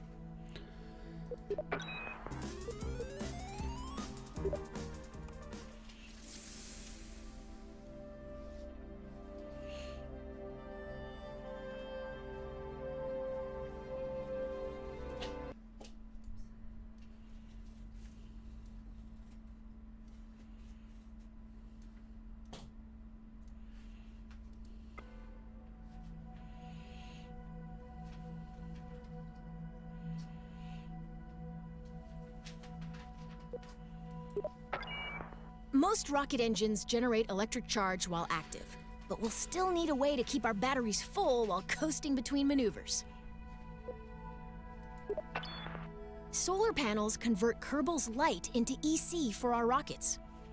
Small solar panels can just be placed, but large solar panels are delicate and must only be deployed once we're out of the atmosphere. I've equipped this rocket with 2 deployable solar panels. Here's a hand crank. Get to work. Just kidding. There's a handy button that opens all of them with a single click. Give it a try. Great. The solar panels are now extended. Light tracking solar panels only rotate on one axis, so we may need to reorient our ship to point them fully at the sun. Let's make sure the panels are getting direct sunlight by rolling our ship a little bit.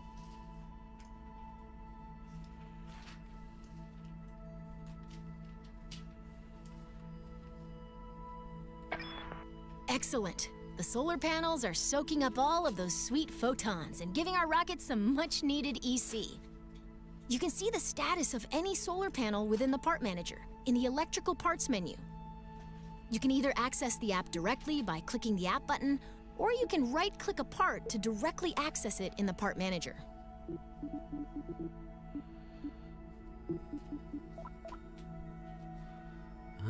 EC.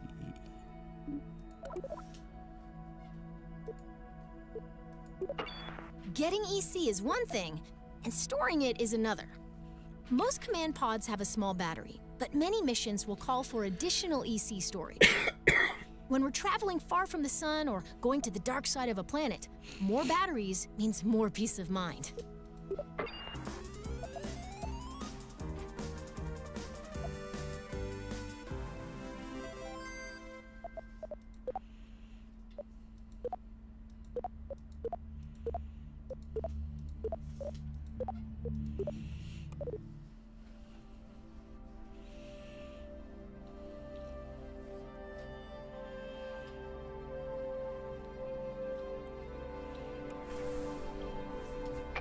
Have you seen our R&D building? Our brilliant scientists are constantly developing new technologies. New technology means new parts to play with. Exciting, right? There is one teeny catch. Our scientists don't get out much. Outside of the launch pad, the majority of the KSC's explosions happen at R&D. After the Great Bathroom Break incident, the team has decided to stay put. Seriously, they've installed bunk beds in the break room. That's where we come in. While our scientists are hard at work, it's up to us to give them all the data they crave. Who do you think pilots our probes? We earn science by completing missions and performing experiments. Feel free to visit Mission Control for the rundown on missions. I'm here to guide you through performing experiments. Experiments are performed at research locations, a combination of place and situation. For example, low orbit and high orbit around Kerbal are two of those locations. Other situations include being landed in a certain geographic region, swimming in the water, or flying in the atmosphere over Kerbal's majestic mountains. Experiments are performed by special experiment parts.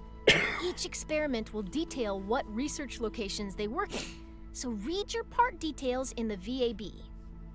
Kerbals on extravehicular activity, EVA, are also able to perform experiments, but make sure they don't lock the door behind them so they can re-enter the vehicle. But Paige, you say, that's a lot to keep in mind. Is there an easy way to tell when I should perform an experiment? I've got your back. Every experiment on your vessel is tied to the Perform Experiments button. It's lit right now, so when you use it, it will activate our General Science Collection module and let us know how the mystery goo is doing. It's as easy as that. By the way, if you ever want to perform a specific experiment, or you want to see the status of an experiment, you can use the Part Action Manager. All of our experiments have been performed, and the research reports are available for us to read. Let's see what we've got. The research inventory shows all research reports that are on our vessel. You can see what we've learned, how much it's worth, and even transmit certain reports back to KSC. There are two types of research reports. Data and sample data reports can be transmitted back to KSC. Sample reports will need to be returned by recovering your vehicle on Kerbal.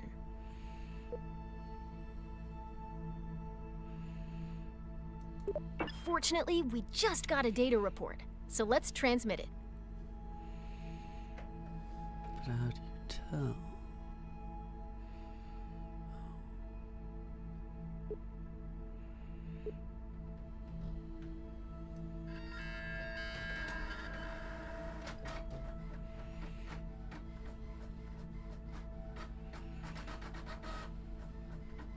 Transmitting requires both electric charge, EC, and an antenna to communicate back to KSC.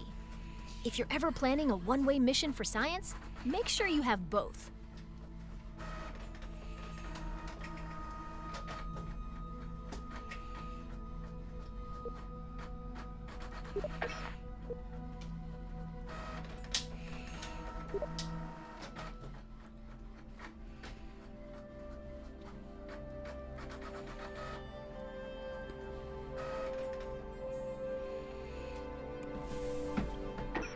At some point, the crew will run out of snacks.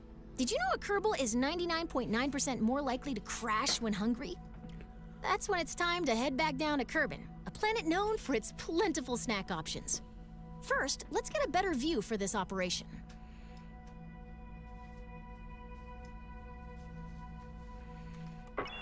Remember how we burned prograde to raise our orbit? To lower our orbit, we burn in the opposite direction, retrograde. SAS can really help us out here, so let's turn that on. Now flip retrograde, the opposite direction to our rocket's movement. All right, the rocket is aligned to retrograde. Increase the throttle and burn until our trajectory is just past the atmosphere. Not that I know. As we decelerate, watch what's happening to our periapsis. Once it enters the atmosphere, this rocket is on a path back to the ground. Don't ease off the throttle yet, though. We're gonna keep burning until our trajectory intercepts the ground. This should give us a good... That's it! Let's stop our burn. Now that we're on a collision course with Kerbin, we need to turn that collision into something more survivable. This process of crashing without dying is called landing. Our upcoming stage will activate a decoupler, dropping the engine and exposing a very important heat shield. Why don't you do that now?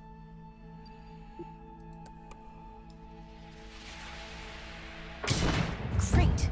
We're on our way down and our heat shield is exposed. Have you ever wondered what a marshmallow feels like when it catches on fire? You're about to find out!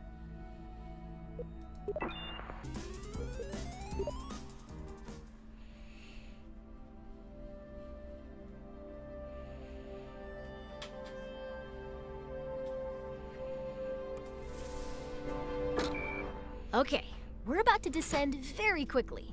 Our friend, the atmosphere, doesn't like speeding, and it'll do everything in its power to slow us down.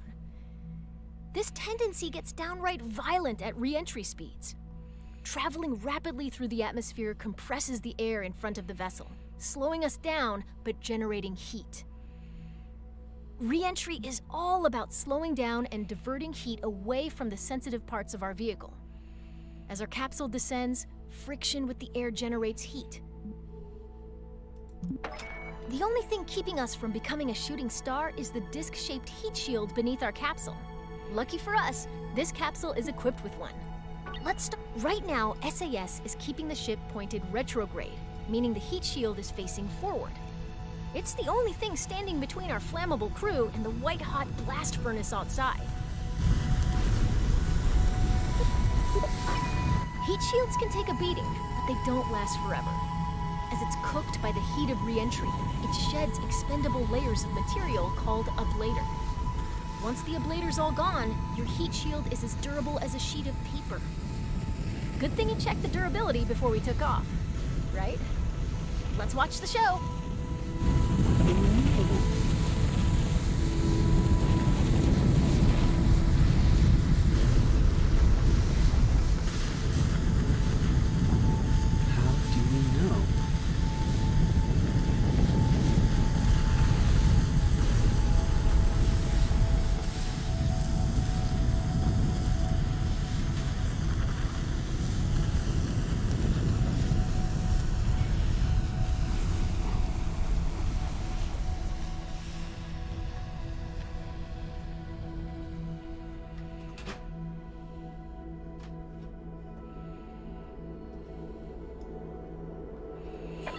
Whew, that was intense.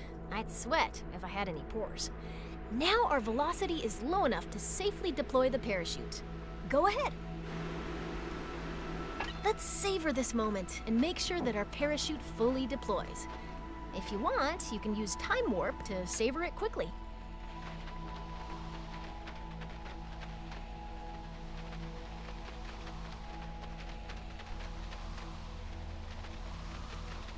Thanks to the heroic efforts of our heat shield, our parachute has fully deployed and our crew will land in the correct number of pieces. Mission accomplished.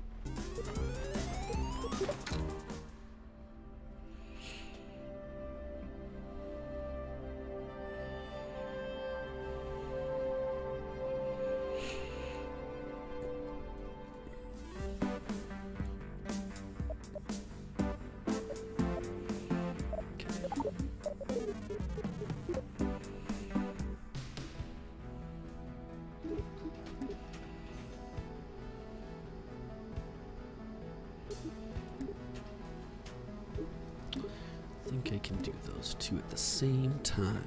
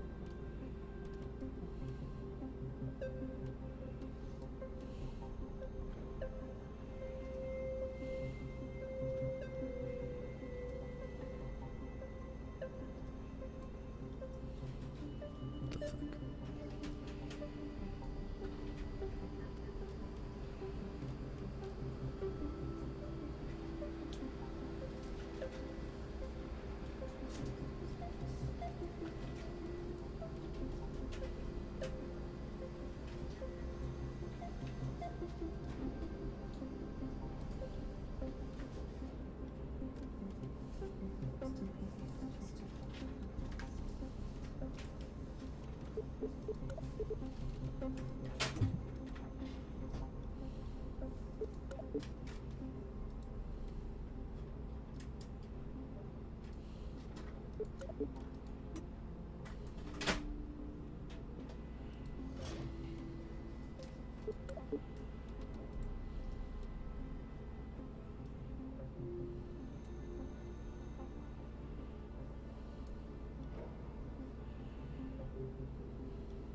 we go.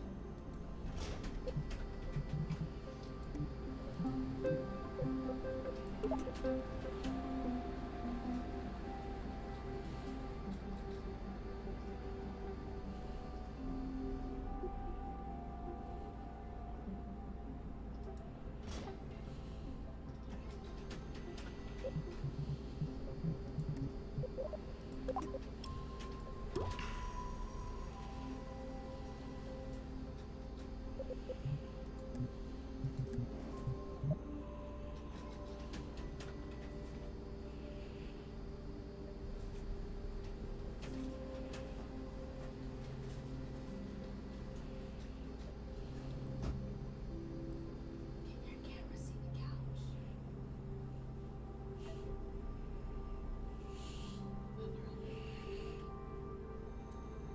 Where's your light?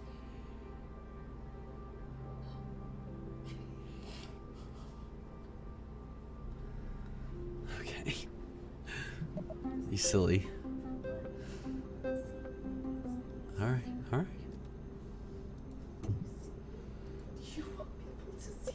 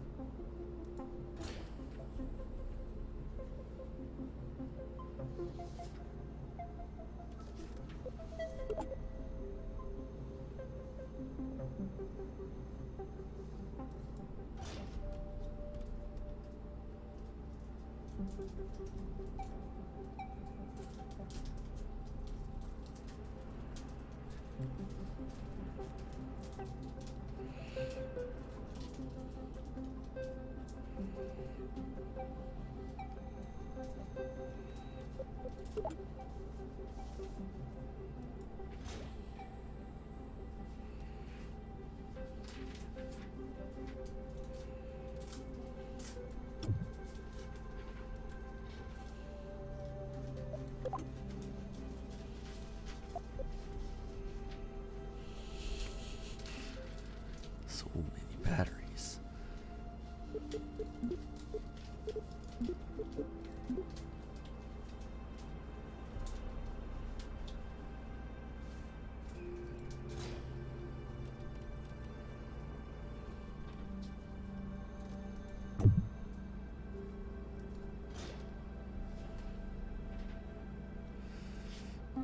Let's see.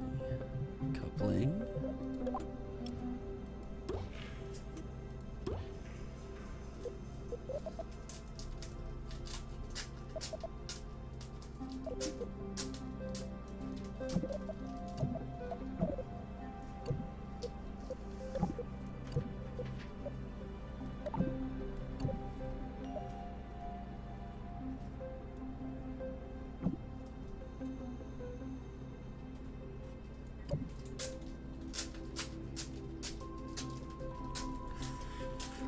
Oh, that's right.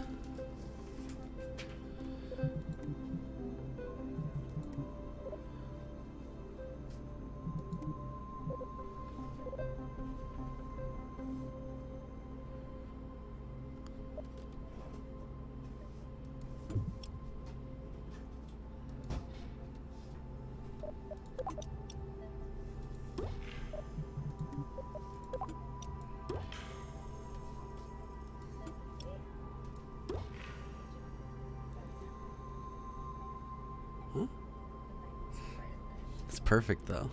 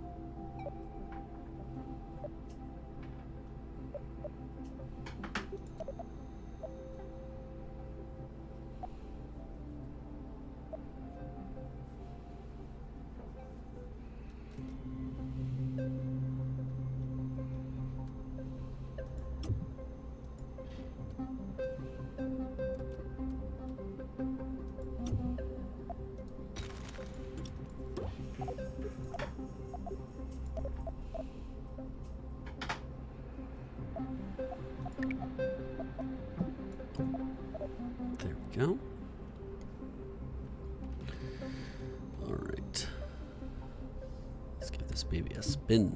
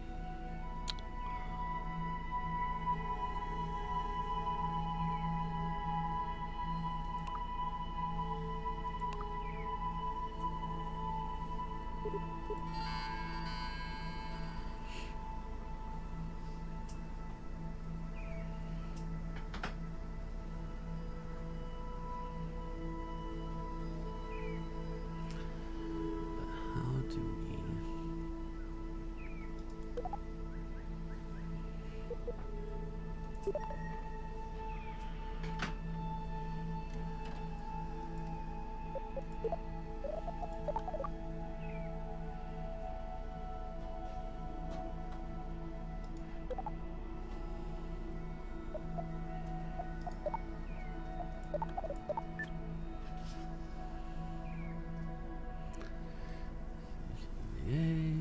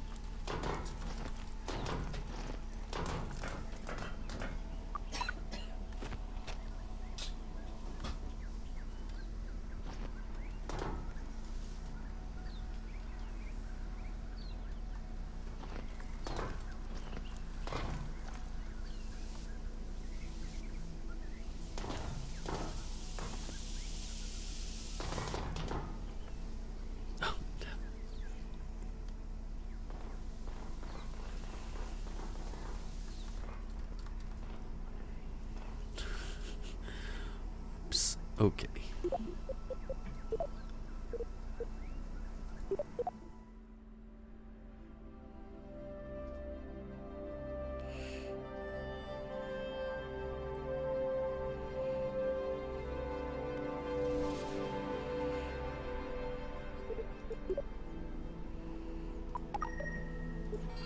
Let's transmit all of that.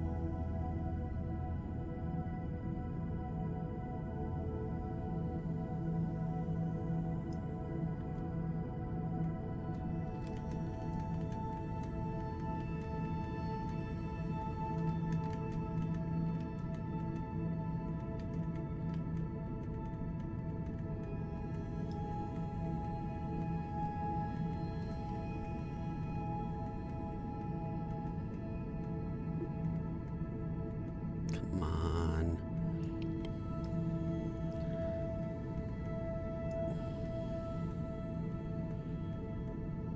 Come on.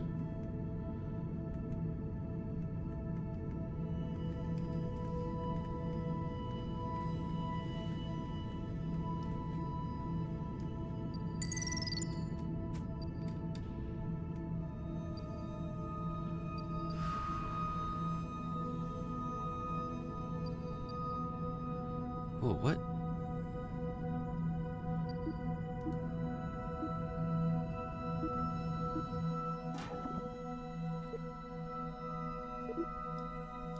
Oh no. Oh no. Oh no.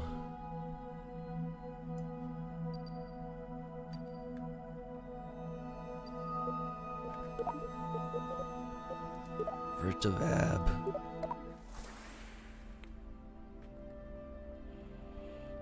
Hit space to 9 instead of X.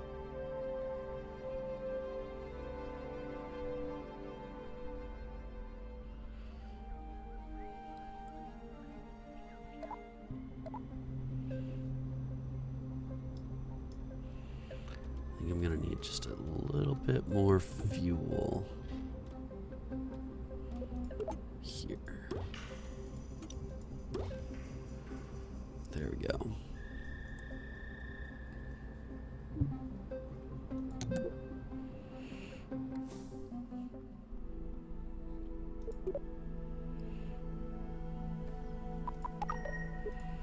Transmit those, get that 9 science.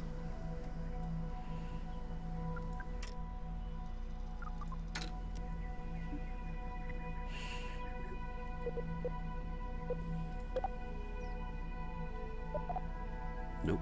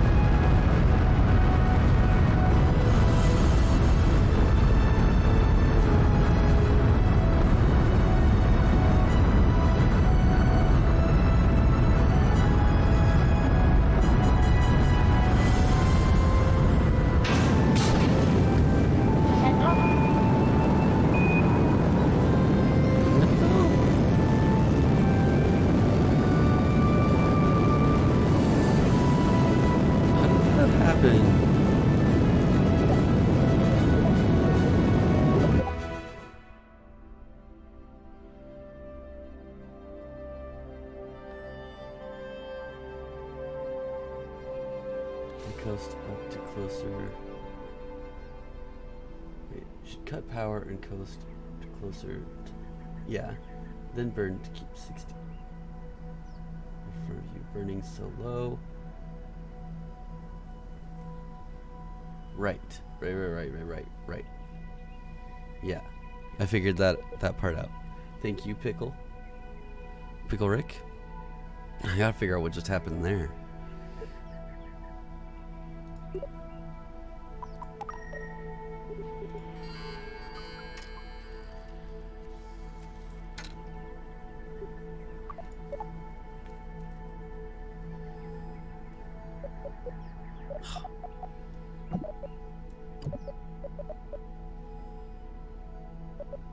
No, I want in this.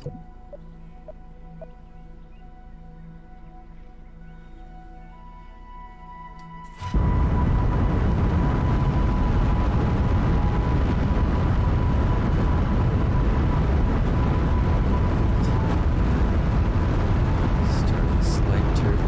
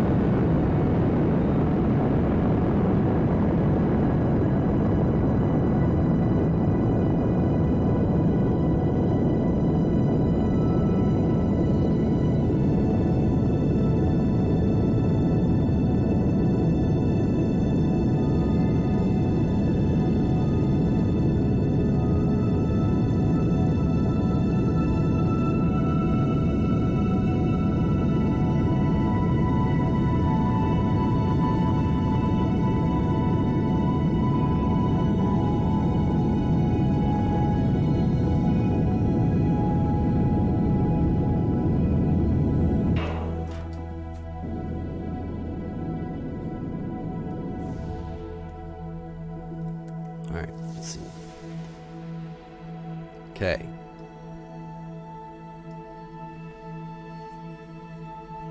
$187 is a good target.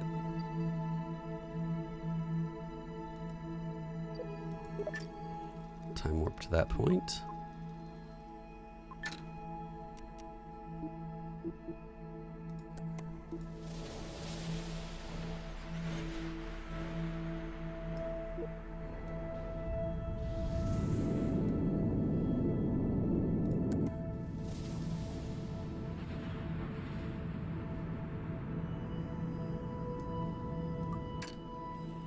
ourselves a little speed increase.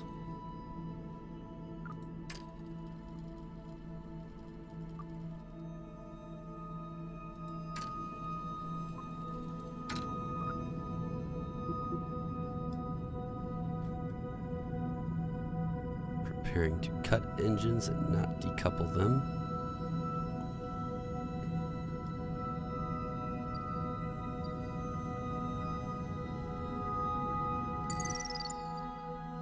Done.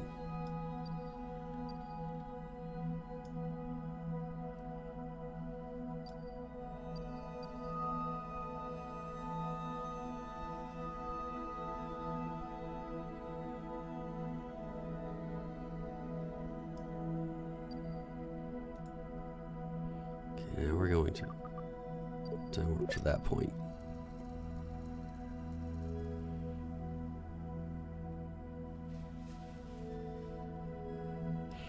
Oh, wait.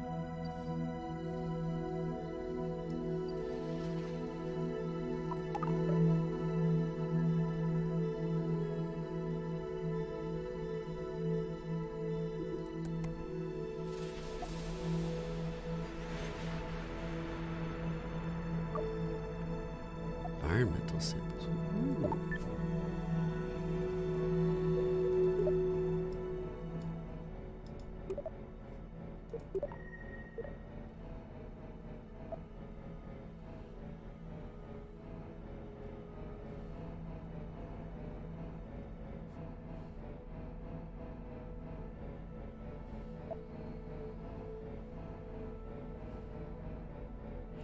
Hello, M1A2.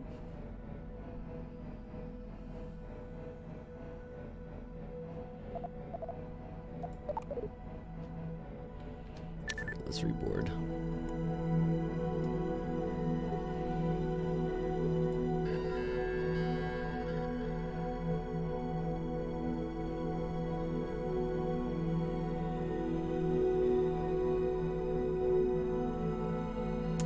Oh, I'm just playing some Kerbal Space Program.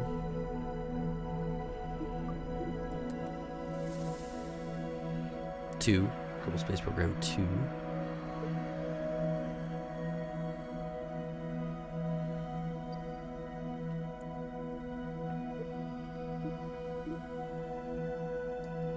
Okay, I want to end up in the water.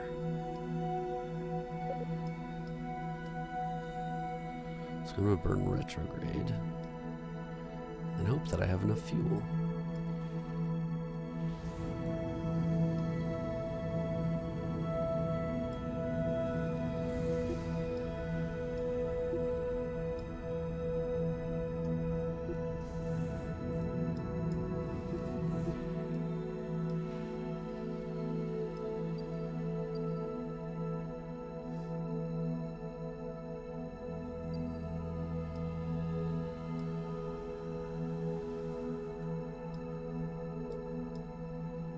Okay.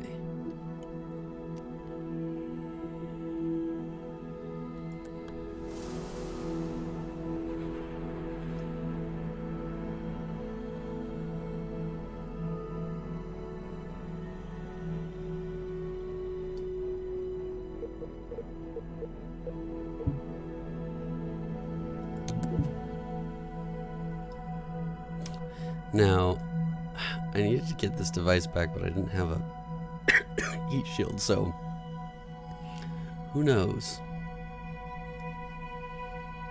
Who knows how this will goes? Oops, sorry.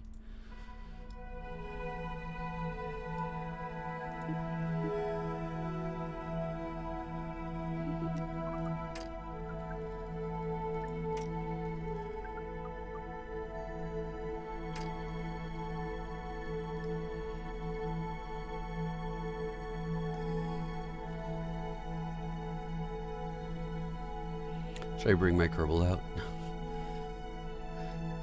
We're sending it. I mean, we sent it.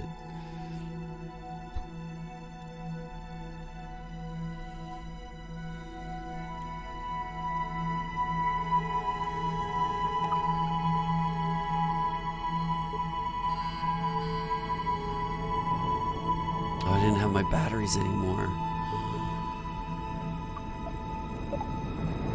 Place my batteries in a bad spot. Oh, that does not look good.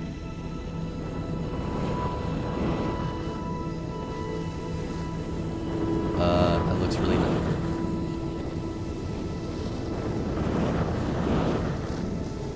Nope.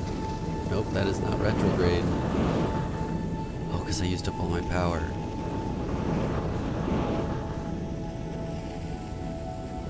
It's not normal anymore.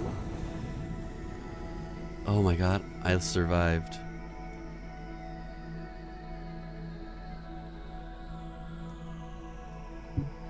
Go.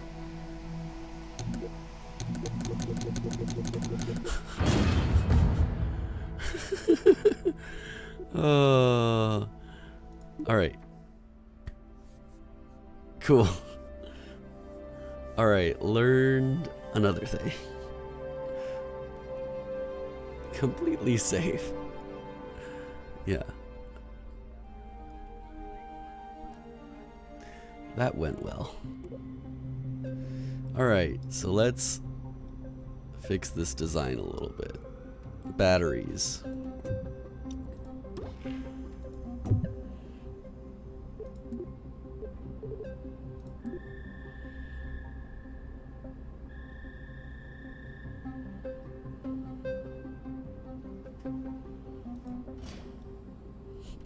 We're going on that.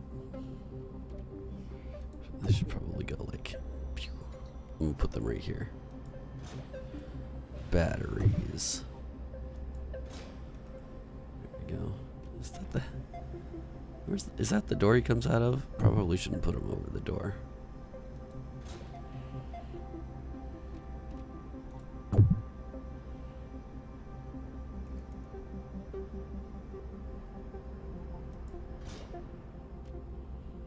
There we go.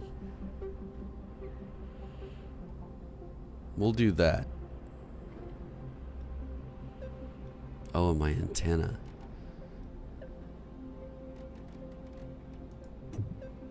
I just need one antenna, not a billion.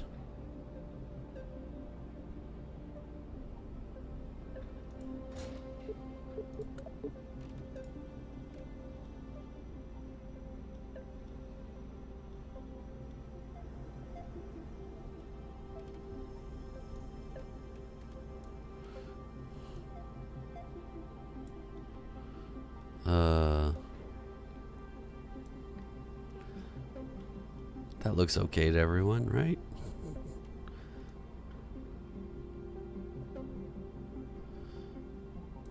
Yeah, that's fine. All right. Now we'll try it. Add more parachutes. I think I just need more power.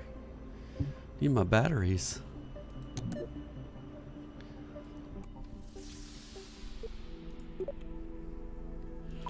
Alright, science, transmit all, speed that shit up. Okay.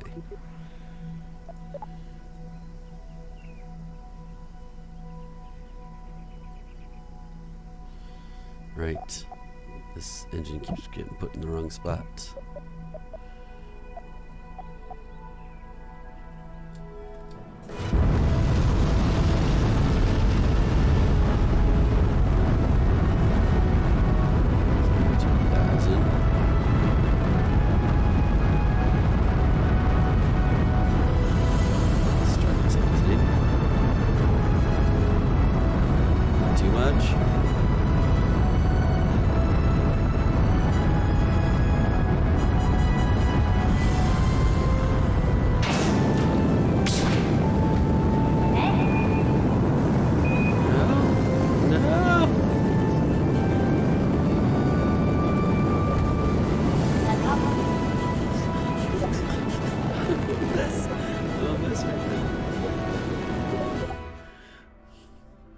Panicking.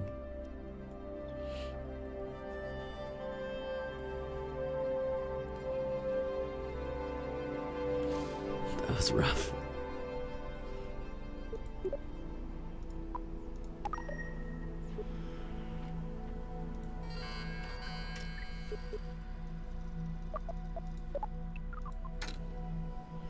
God, this down here. Should have remembered to do that earlier.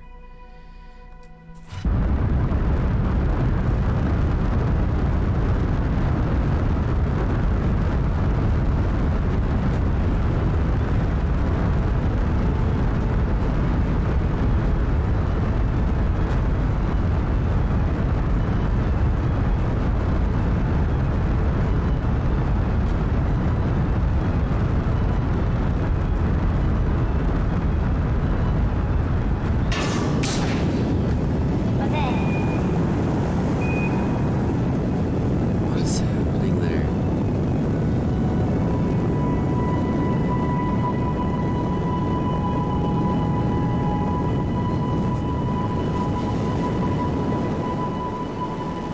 You know, shit part's been broken.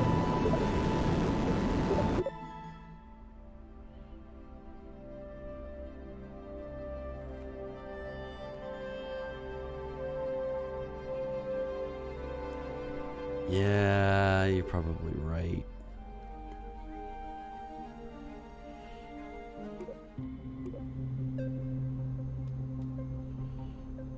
Shit, you're probably right. How much do these batteries weigh? They're not that heavy.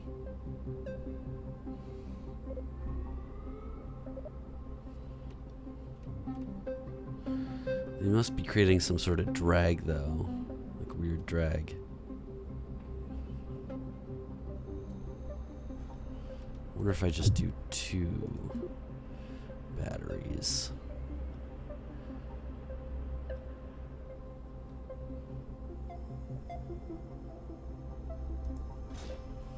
And then 2 solar panels.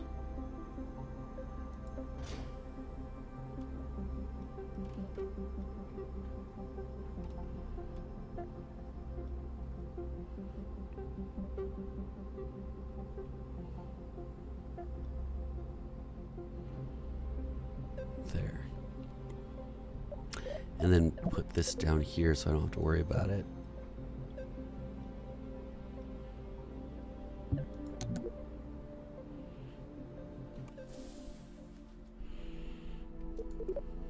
Alright, we'll transmit the science if we get high enough. Let's focus on getting up first.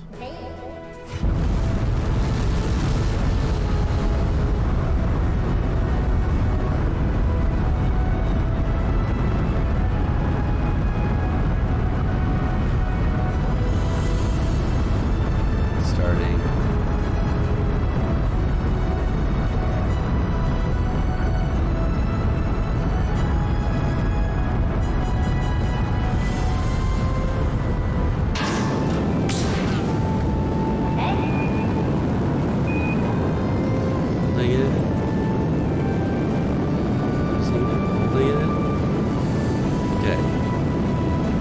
Stabilize, kind of.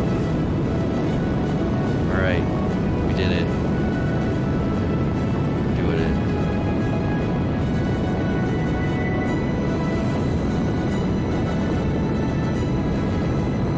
It's a little wonky there for a second.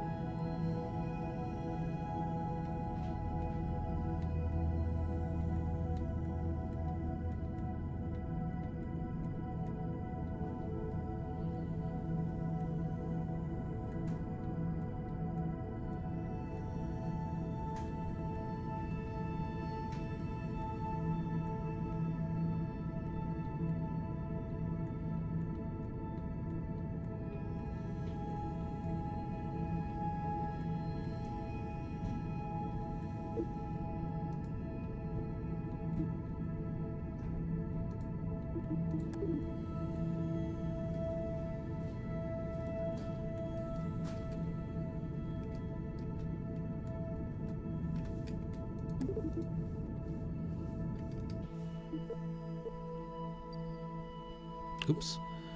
Let's just keep that going.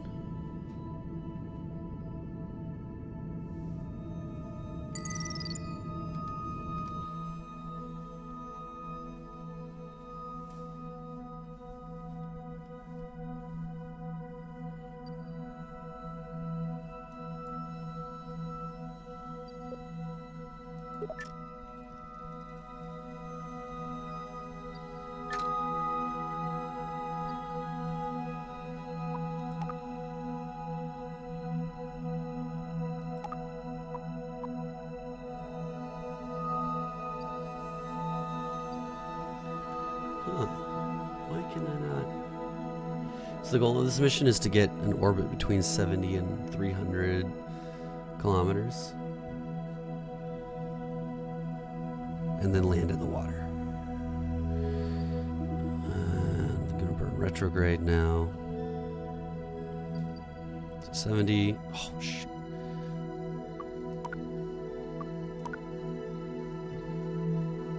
Let's burn a little bit. There. Now I'm between where I want to be. I want to land in the water there.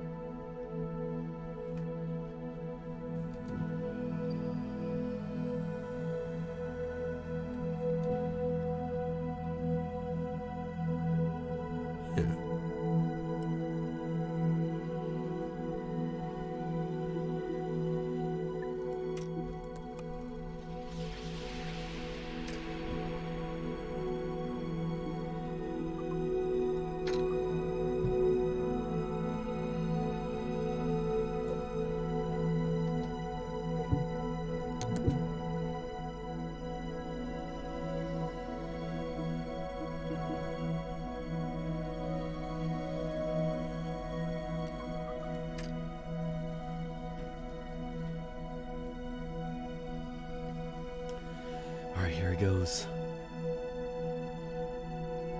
Let's see if we can do this.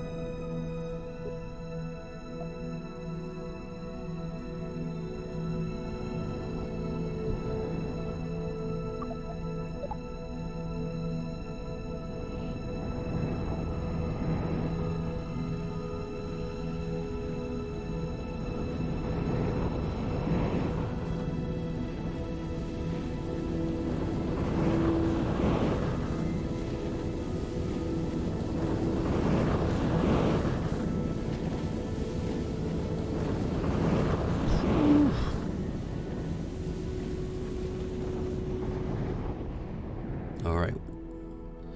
We made it without the heat shield. We're good.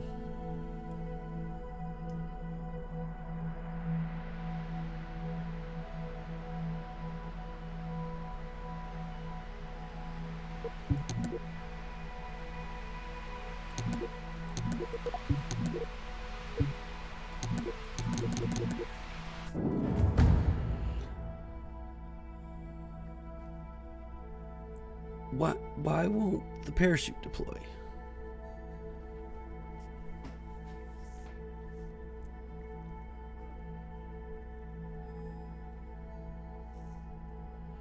What the hell?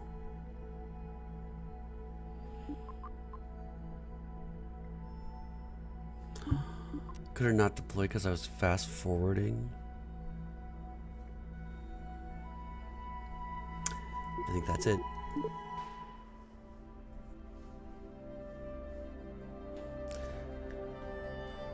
Smart idea. I'm gonna save before I go in for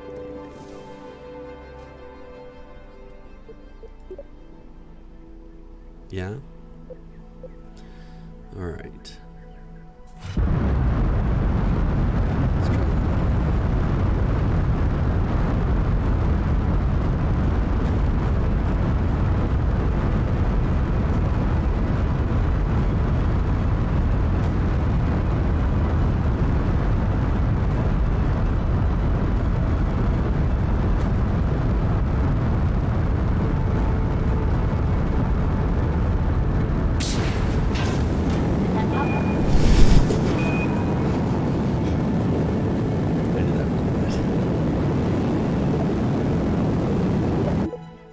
Really early. Whew. Sent it.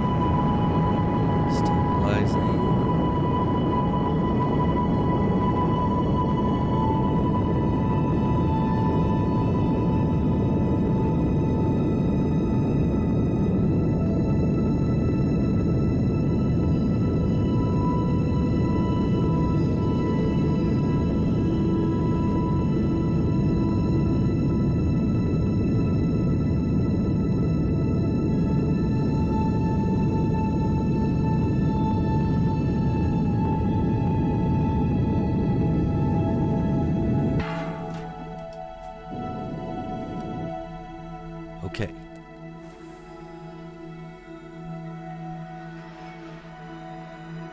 Now, got it. Understand all that stuff.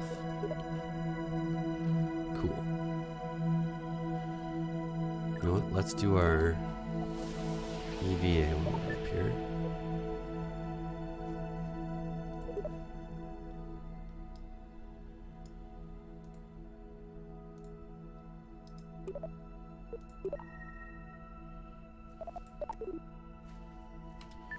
We're back. We can transmit all our data.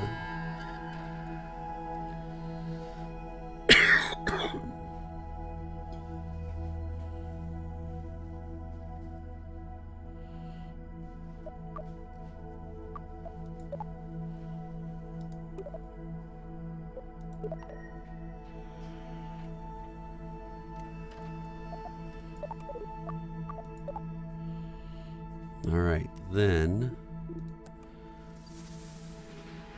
PMC is okay. Let's just time up to that point.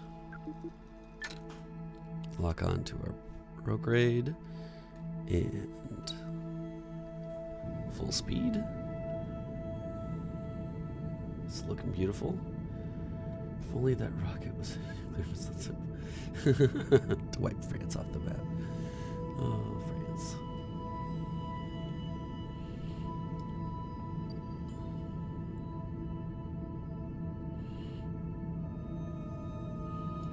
Viva la revolution. Oh, I have more science. Crew observations.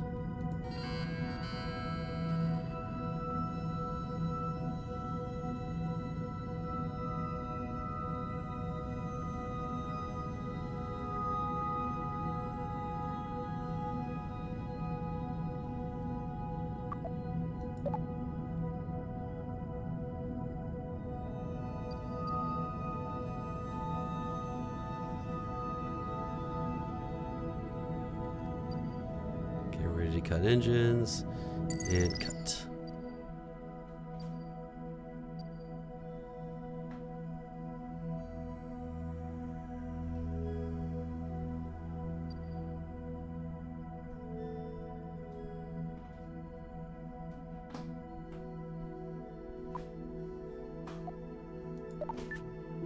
See if he can do any more observing himself.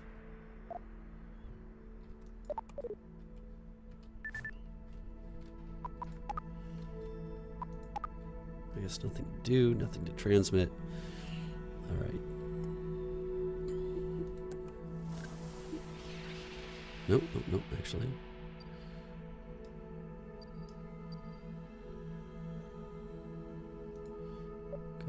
Time warp to there.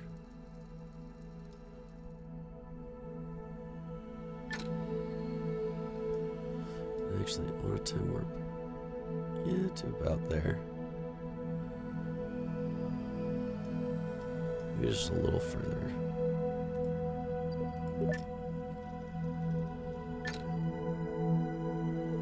And then let's burn retro.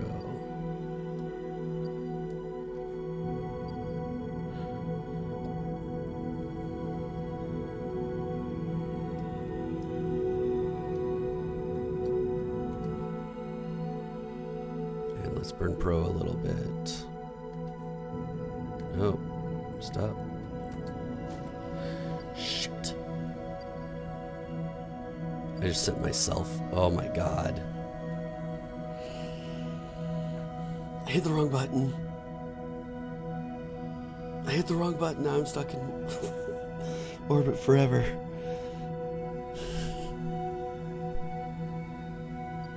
What appears to be a growing orbit, I knocked myself into space.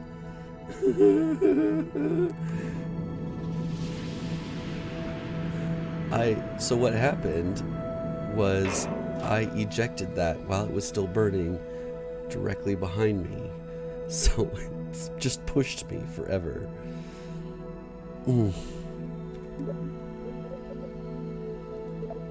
God. Because I accidentally hit the space bar instead of cutting engines. I got freaked out. I should have just teased the throttle instead of full blasting it. And I didn't save. I didn't save.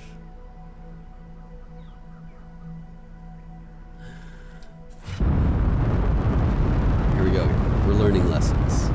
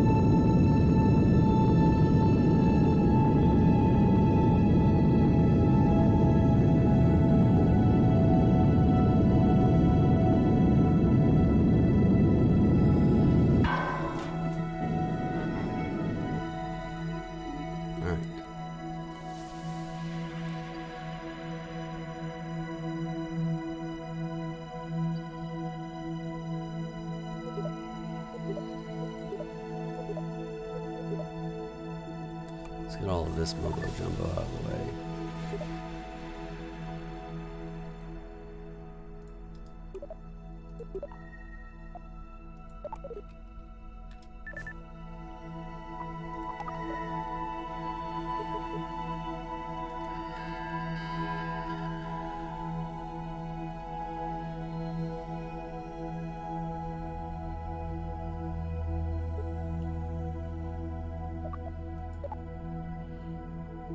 Okay, let's get our orbit and let's save.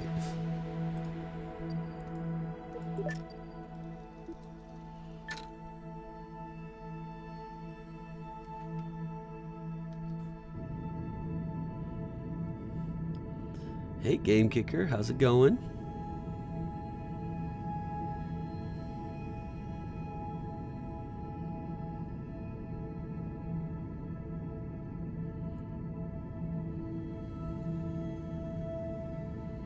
I can really use some more water.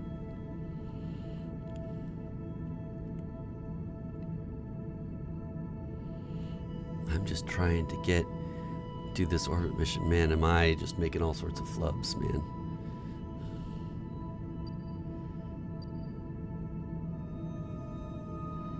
Oh, here we go.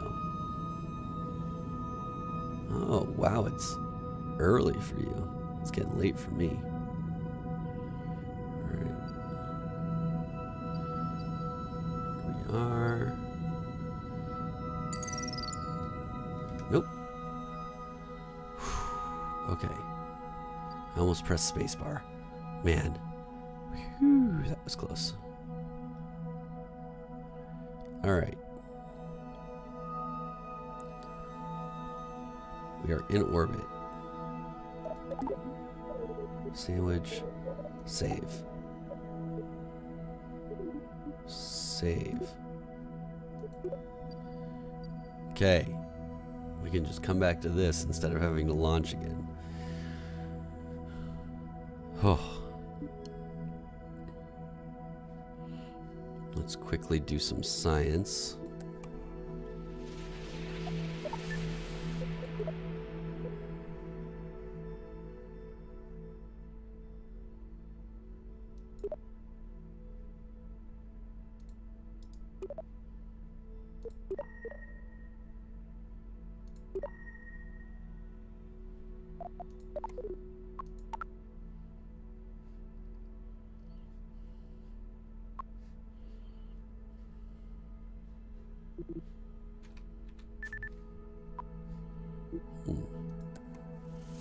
No science to report, eh?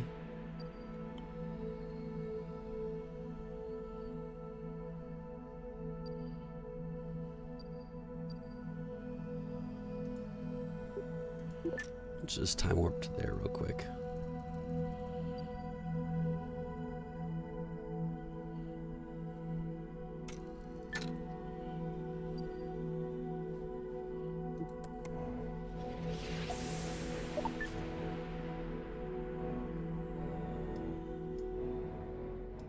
Do another EVA.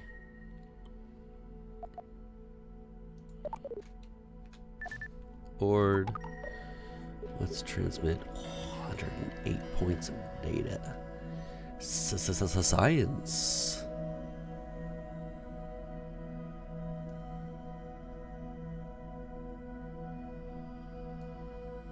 All right.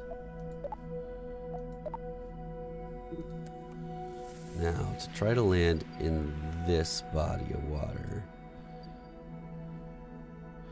I think I want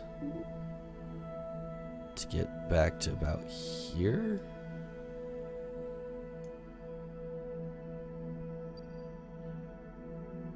Let's go with here.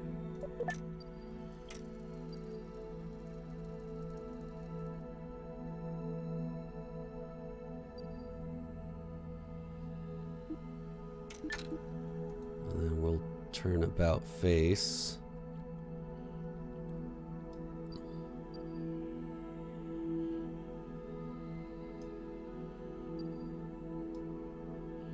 And burn our retros now.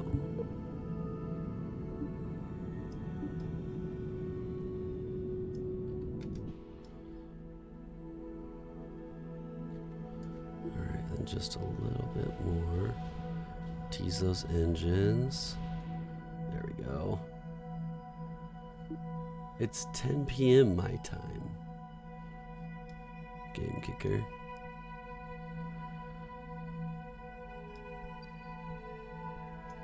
Alright, let's boop.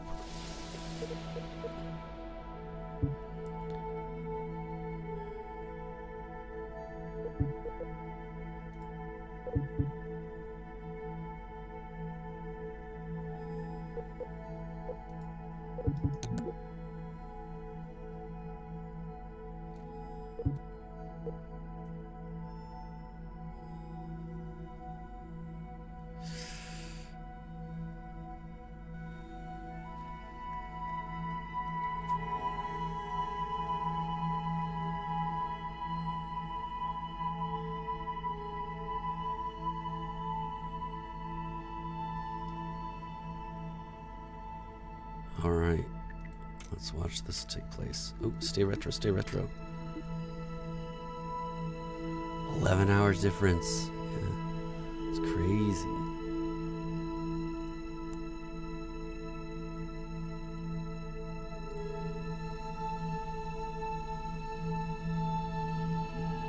Now, what did we learn last time in one? Abrams. I'll call you Abrams, that's better. At some point, turn off the speed increase, because I think that's what kept us from deploying our ships.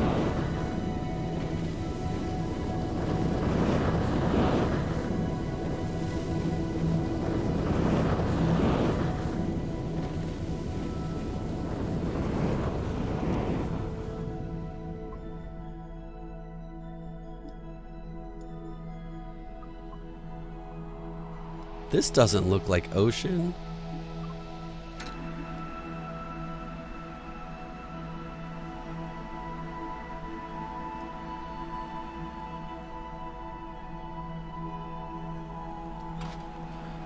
Okay, well, we'll at least get this part. We can land in water at a different time. We'll just into the water.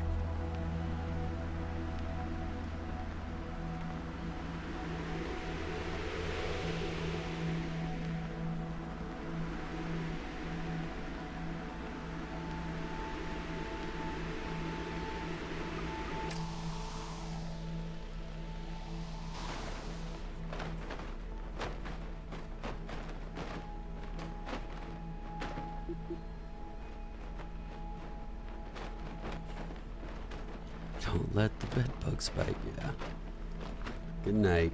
Well, I'm not leaving that game maker. It's good morning for you. Wait.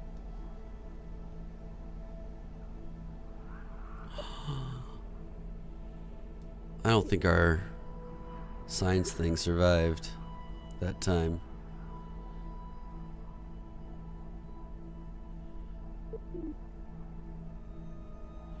Vessel destroyed? Man.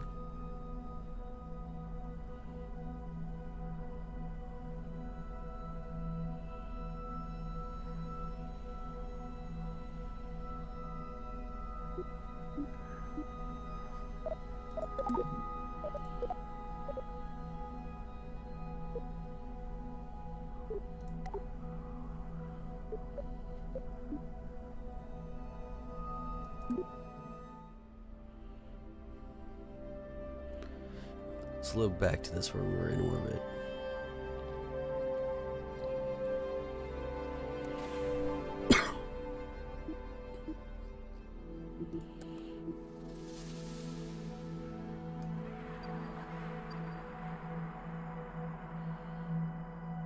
Okay, we hadn't come around and gotten our science here, so let's come over here and get our science.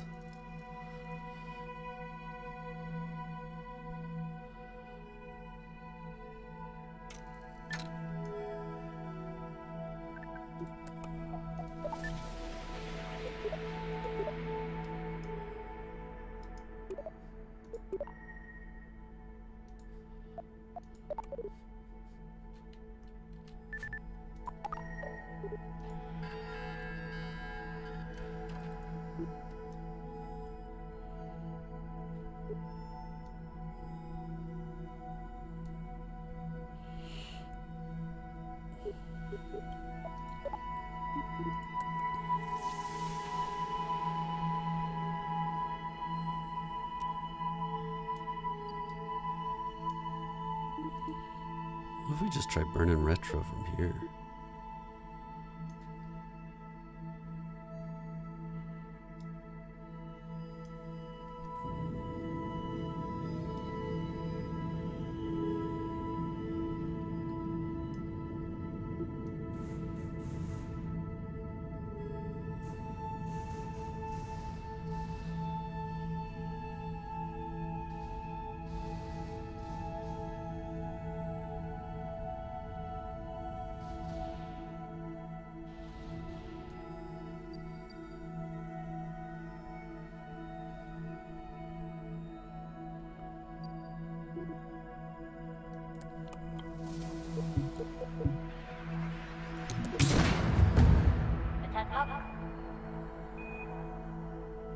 What was that? Ineffective lack of what?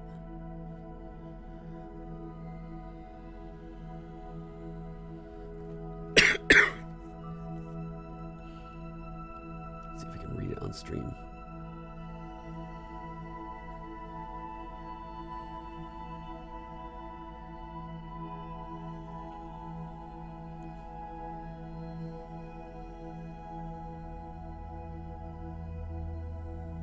Lack of stellar exposure. Okay, cool. Whatever.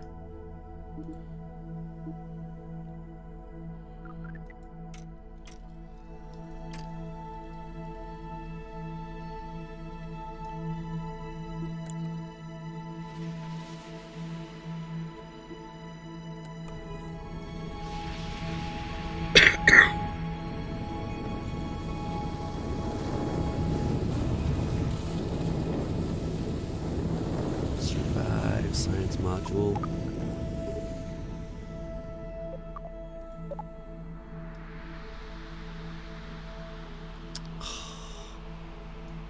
We're gonna land in the dirt again.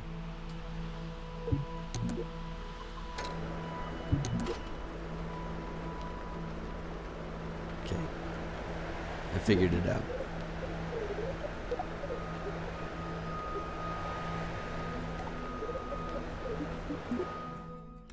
Aim back for Kerbal HQ. By that time, the planet should have rotated and I'll be in the water.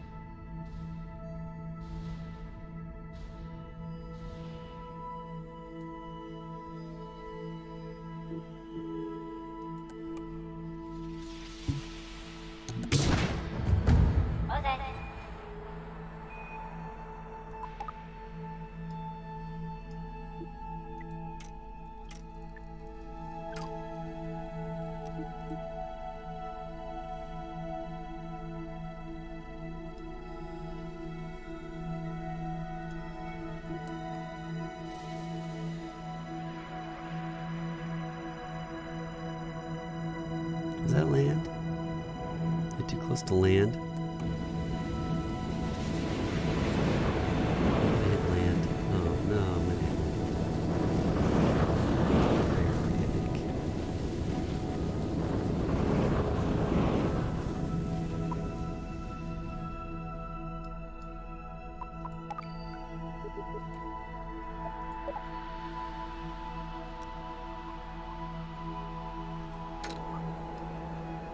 I'm not gonna hit land.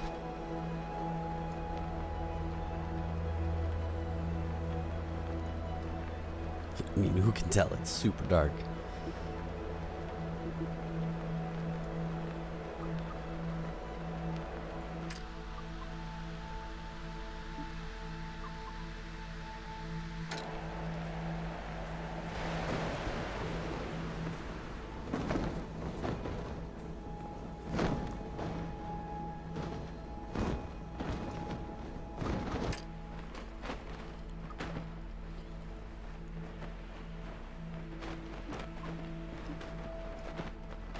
Looks like probably water.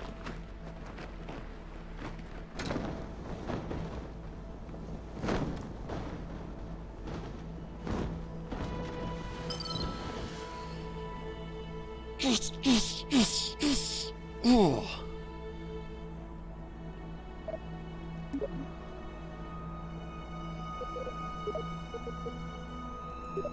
Cover the vessel.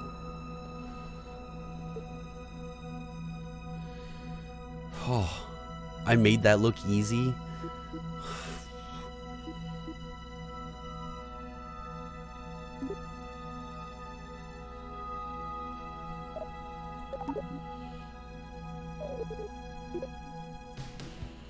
My God.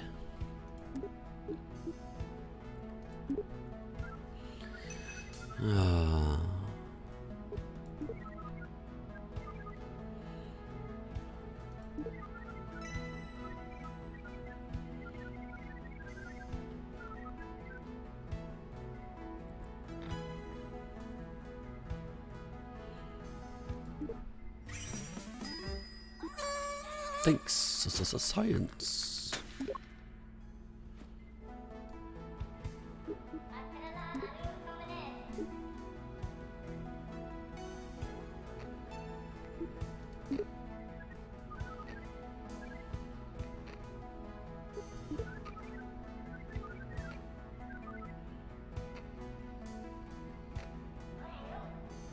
Surprisingly flammable.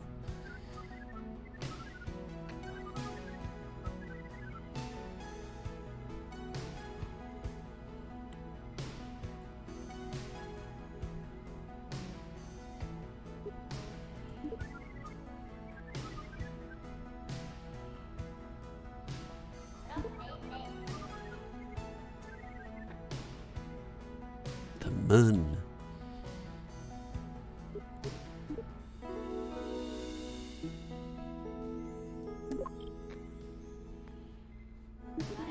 Okay. R&D. Got points to spend.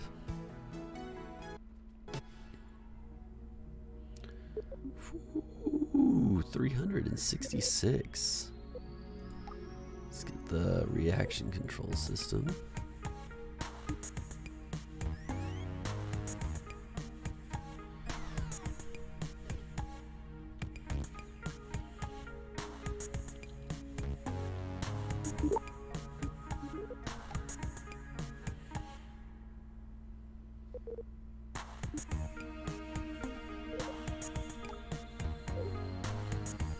Landing. Because safety might be fun. Landing safely might be fun.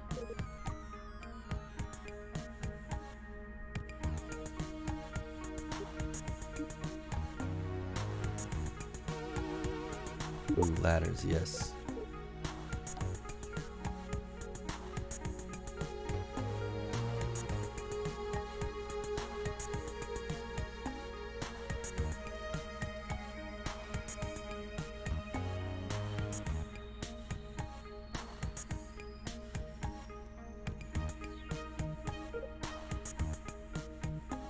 Ah, there we go. Yep, I was creating drag. Let's definitely get small payloads.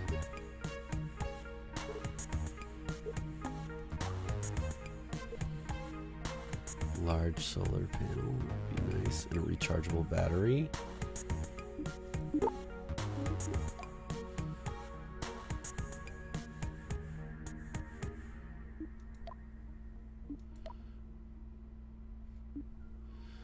Some better. Ooh, there we go. Aviation.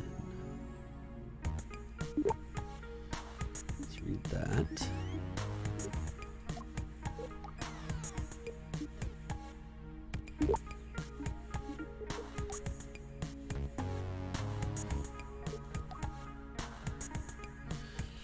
Studying methods of miniaturizing and compacting our science equipment into smaller, more efficient parts.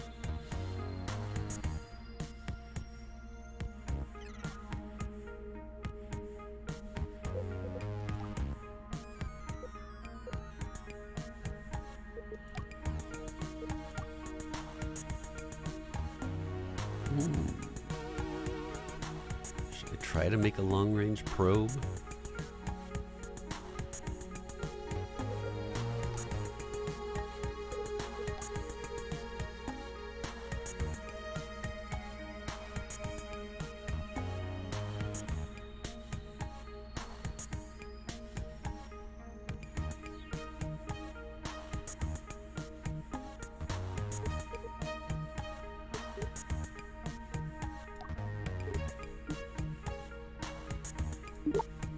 Let's do that.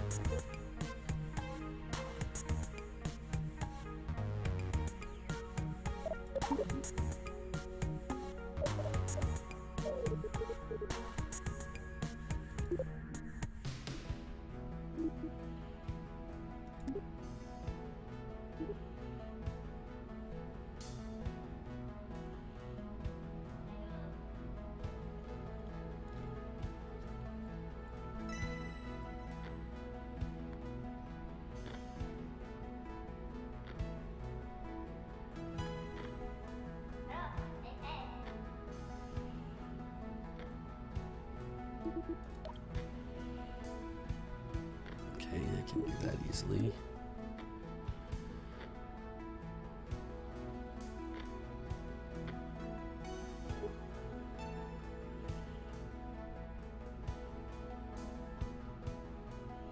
Times the GSCM1 Science Junior.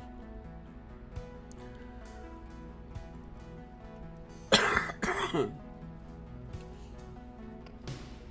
that shouldn't be too hard.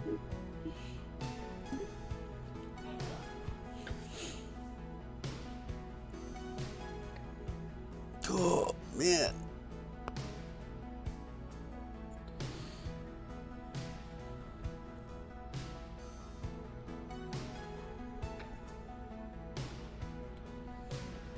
The moon.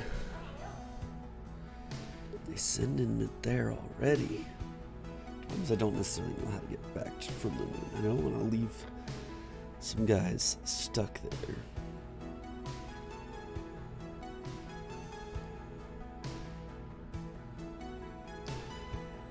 I'm not sure I'm ready.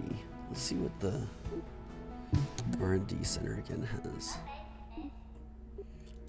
Basic docking. Oh, I should have gone down that. That would have been good. Because then I could have created like a space station.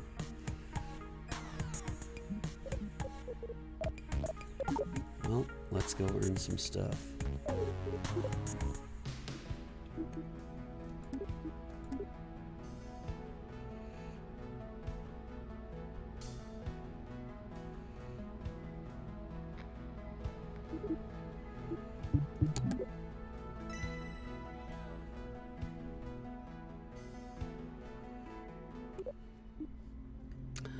I should have probably saved that last one.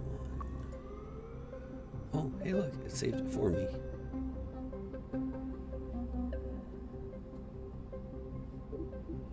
There's some cool defaults, okay.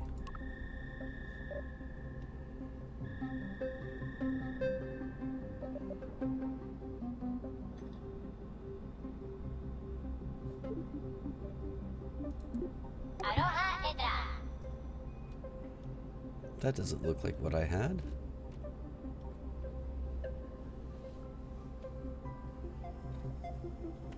Hey.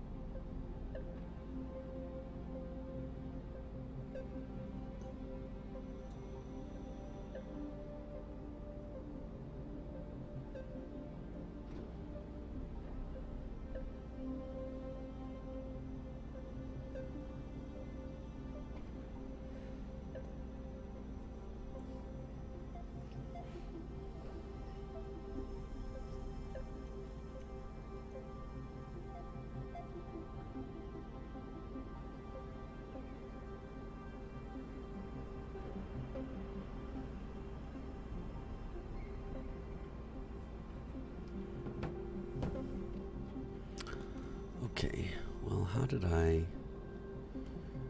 change this up last time? This guy goes down here.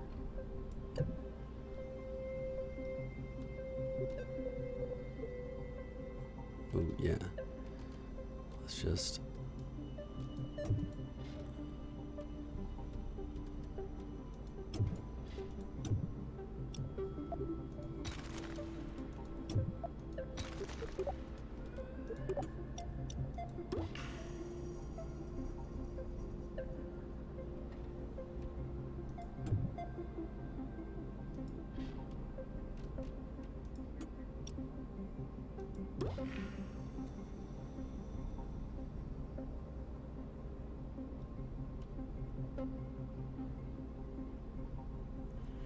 That could get me to the moon. I don't necessarily need that right now. Okay, need that. I need stacked decoupler.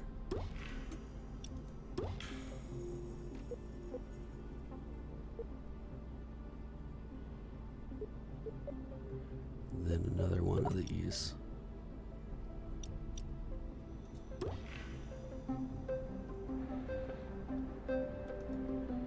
With this and that.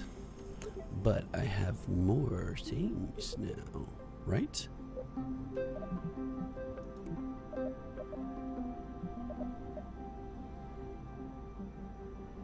It's a lander, okay. Stay put, Nick.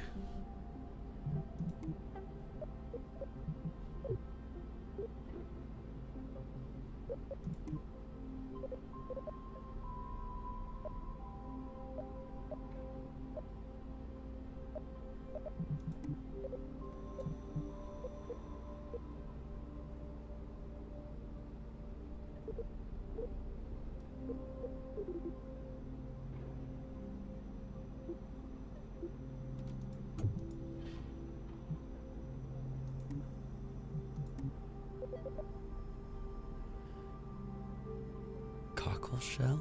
What?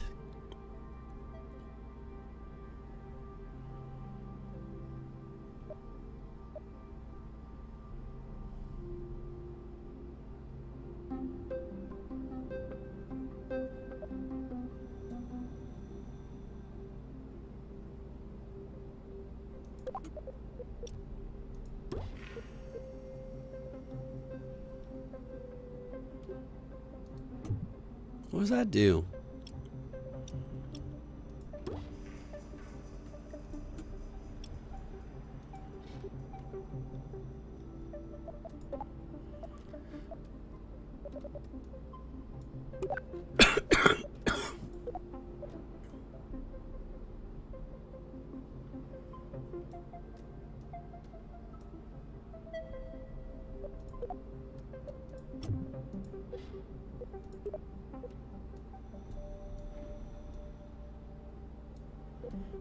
Oh.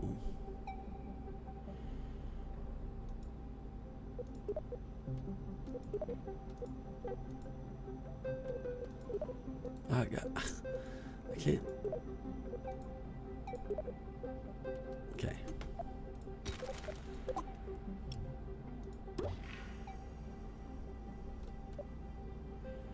I see.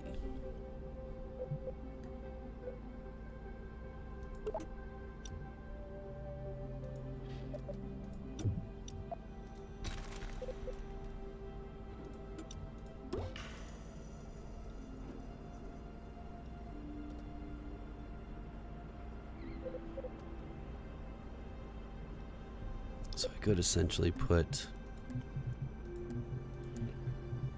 oh yeah.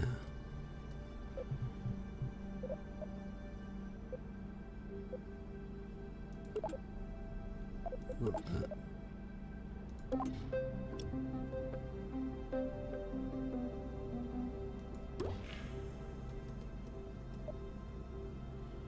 Chargeable battery there.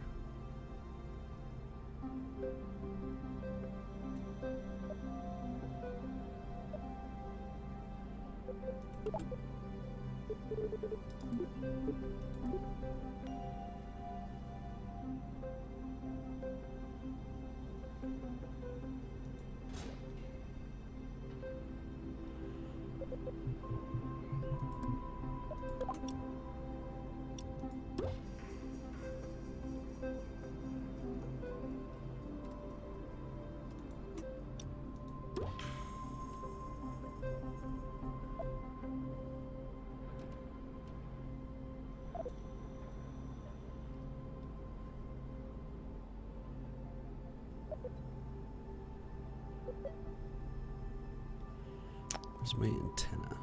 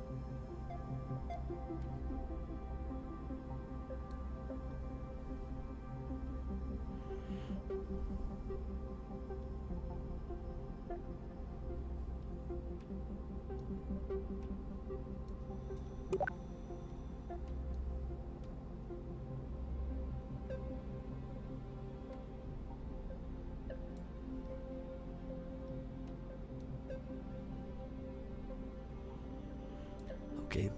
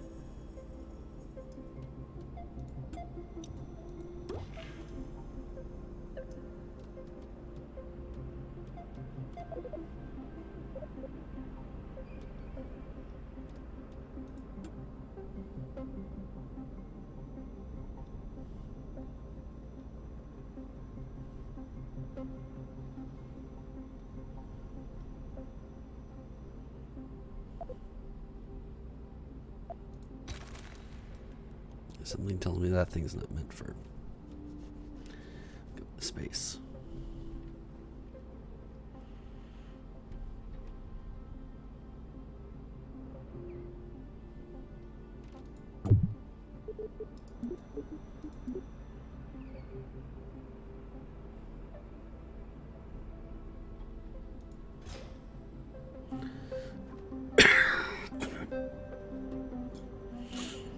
Okay.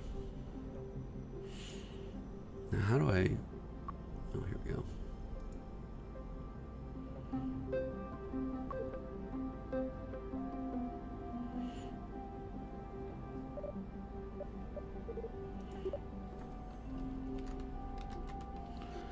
Orbiter 1.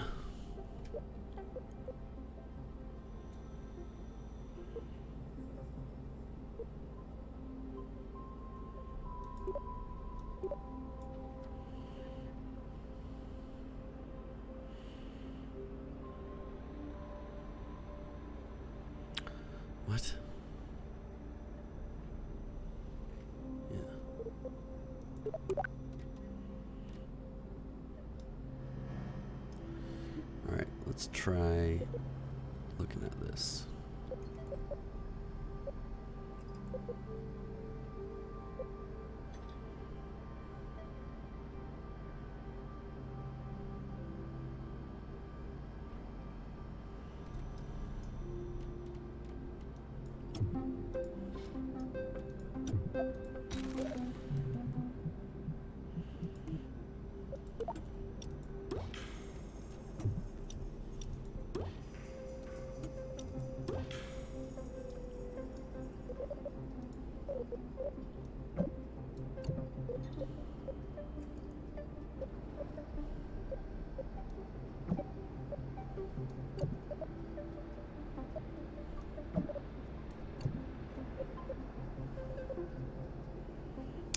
That breaks off. Then this happens. Eventually that happens.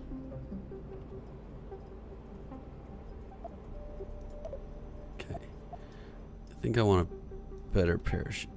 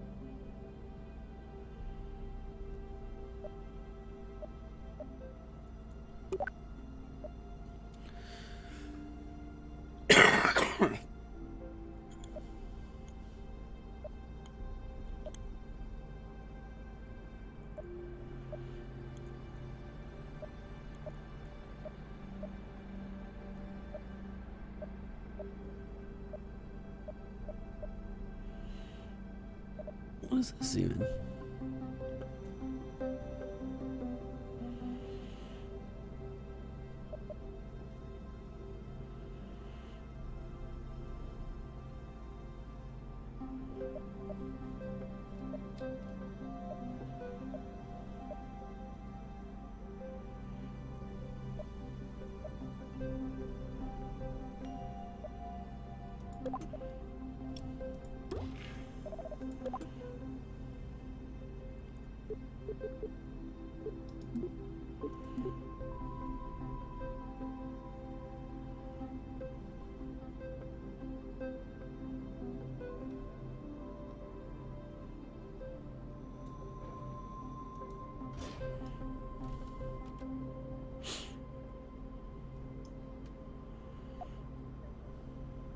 There we go.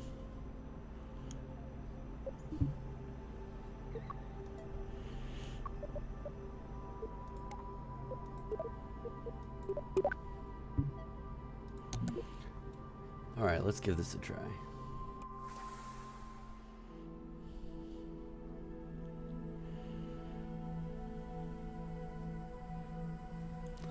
We're trying to reach orbit and do an EVA.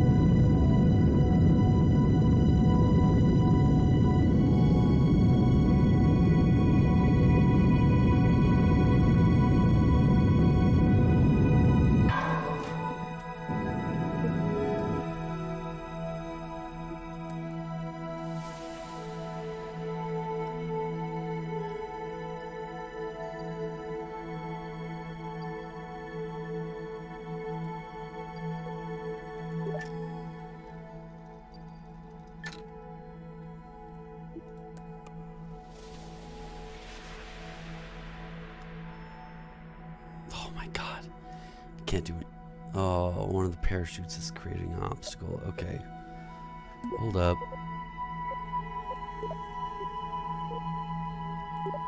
Revert.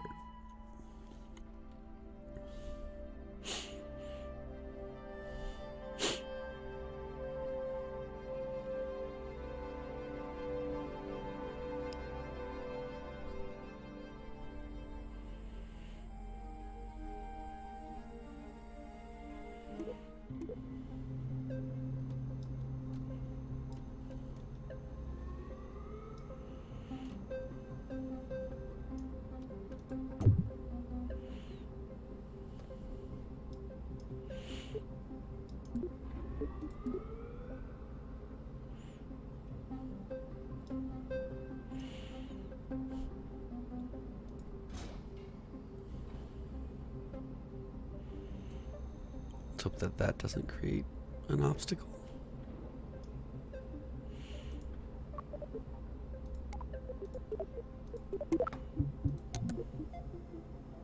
We'll check that out right here on the launch pad. Yep, due to an obstacle.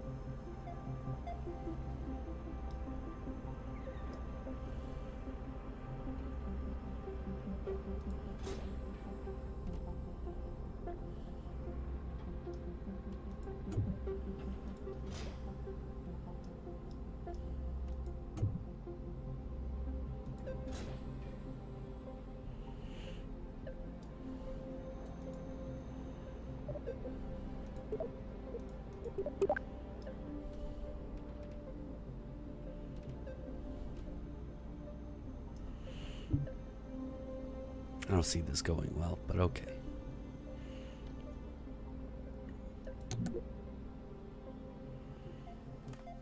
Hey, how's it going? Ashley passing. What? It's not an obstacle now.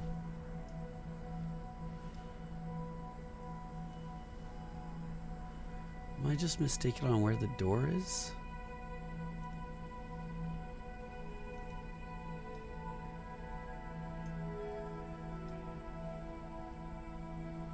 Can you not get out because of that?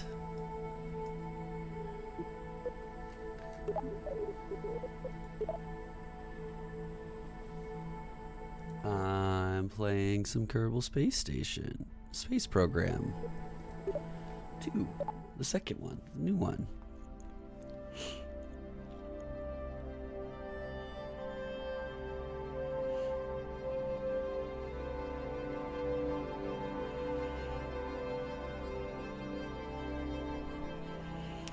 Trying to make a ship that can do a couple things here real quick.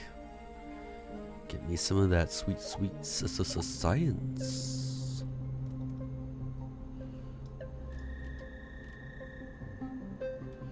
Okay, what is blocking me?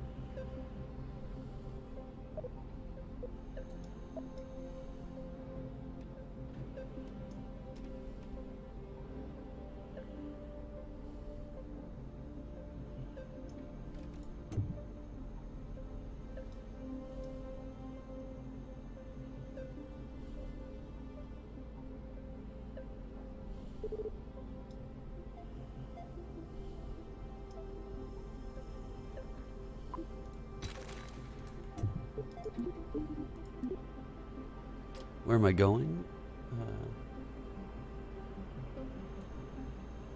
Oh, sorry. I'm focusing. I'm just currently trying to do an orbit and do a spacewalk. So, while in orbit.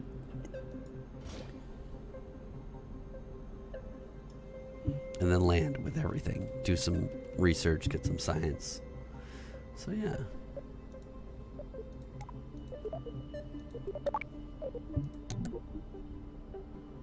Sorry. I've got chat all the way over here and focus is over here. Sorry, I just didn't see it.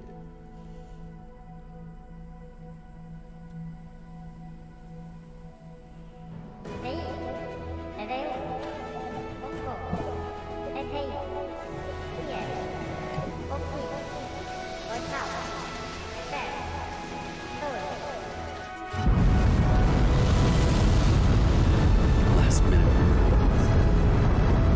Stages.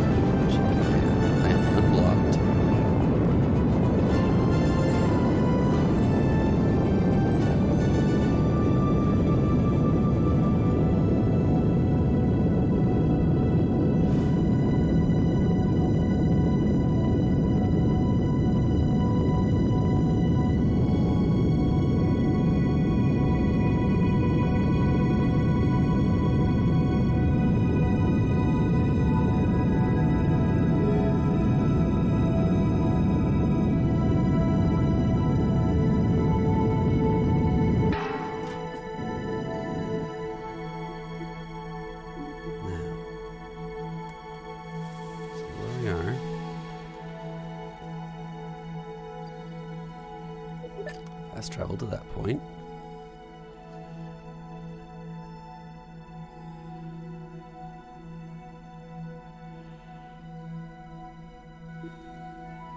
It's point prograde.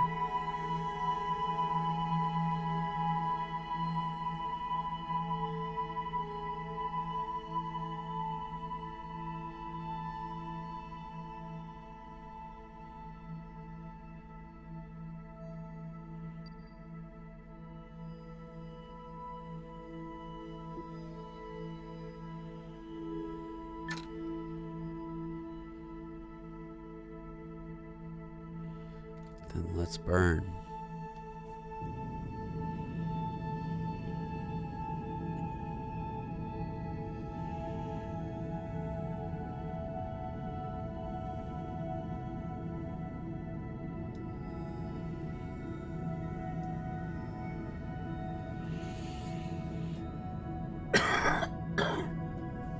Oh.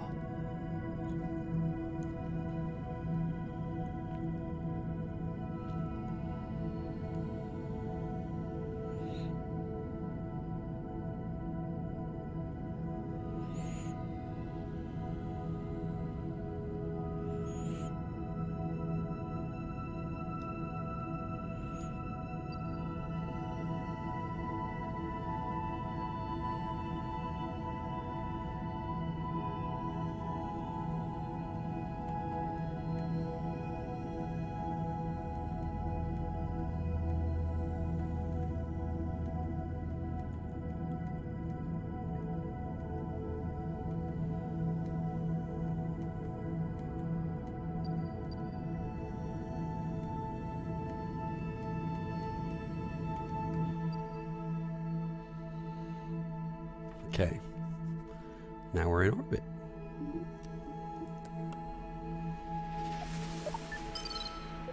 Boom. Mission done. Wait, what? Oh. Stop telling me my ship is out of fuel. I'm not in it.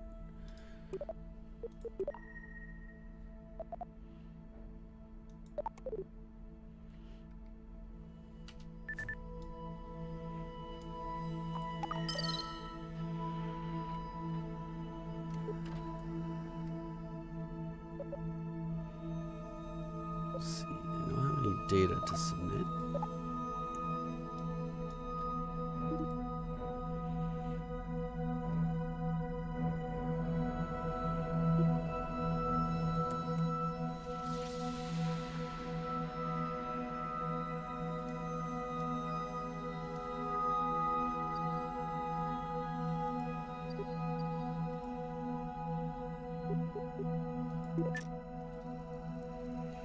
Let's fast travel over to here.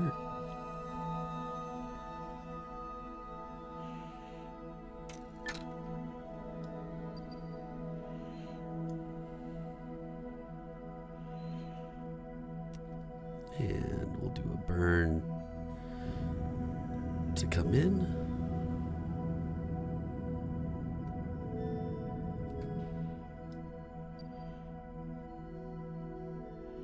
That should set us up pretty nicely to land in water nearby. Let's go look at this.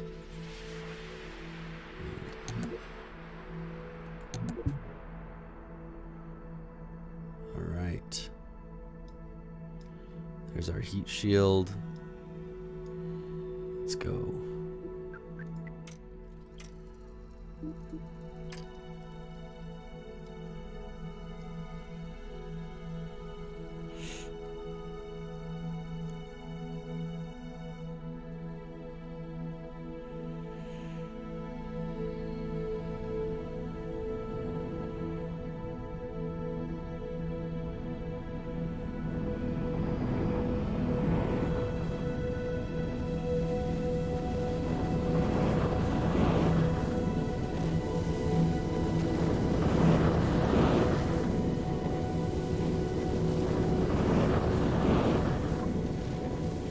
So we get below 20,000. Let's slow this down. We'll deploy our parachutes. Probably right around 10,000 is good.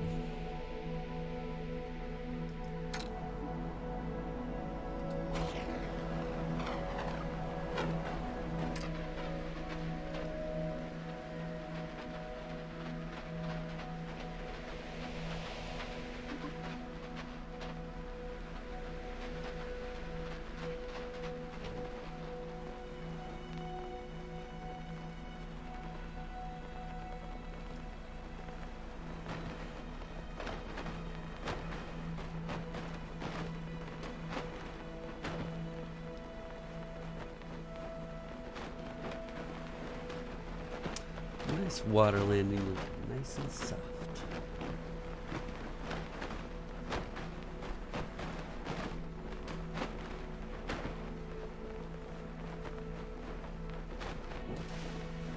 Wonderful.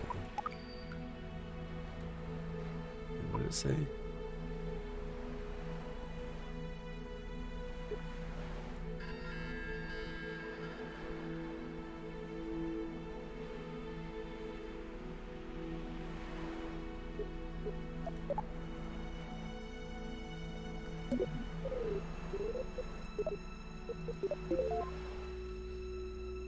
There we go.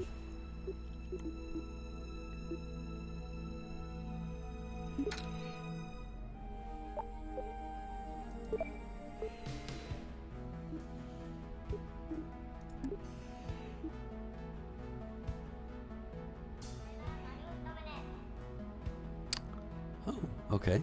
I did that one apparently.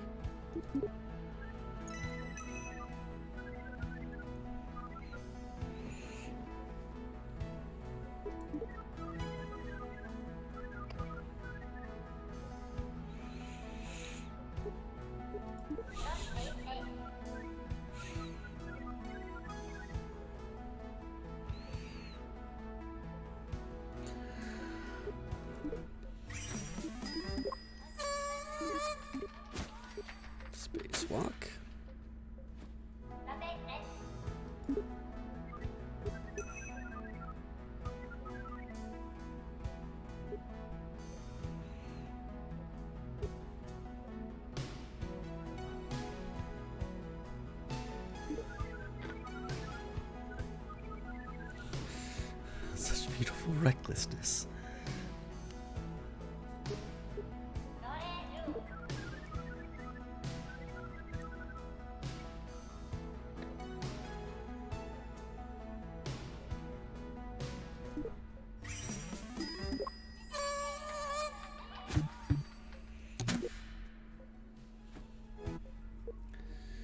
Alright, specialized decoupling.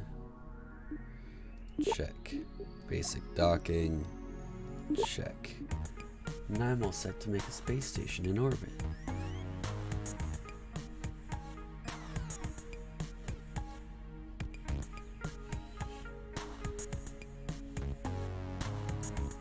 That's a D. Oh, all right. Well, that's a good spot as any. Well, let's see what else they got for us. Just moon or bust.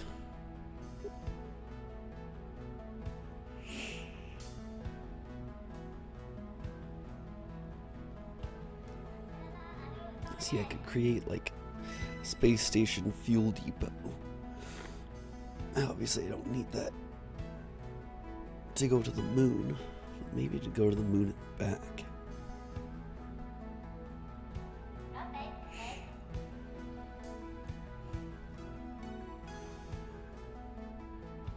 So that's why I'm gonna maybe try to make like a orbital space station around the moon.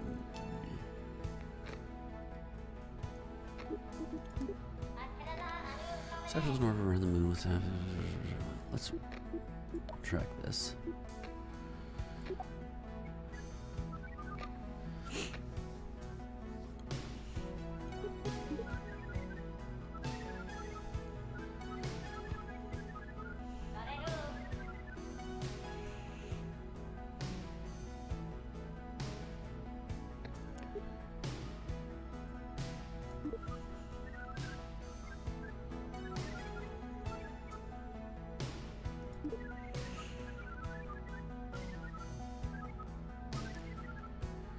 Sphere of influence.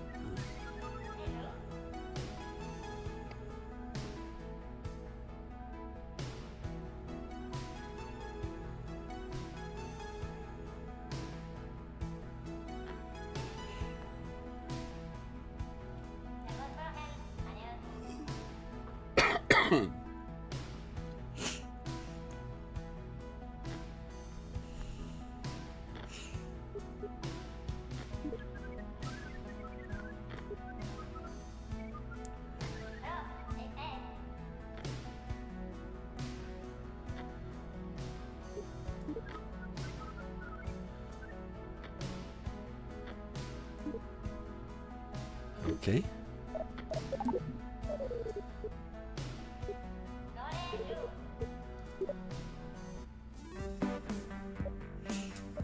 Probably want to do orbital transfers before I do that, though. Alright, I'm gonna probably end for tonight, though. That was fun. Whew. Night, everybody. Thanks for tuning in.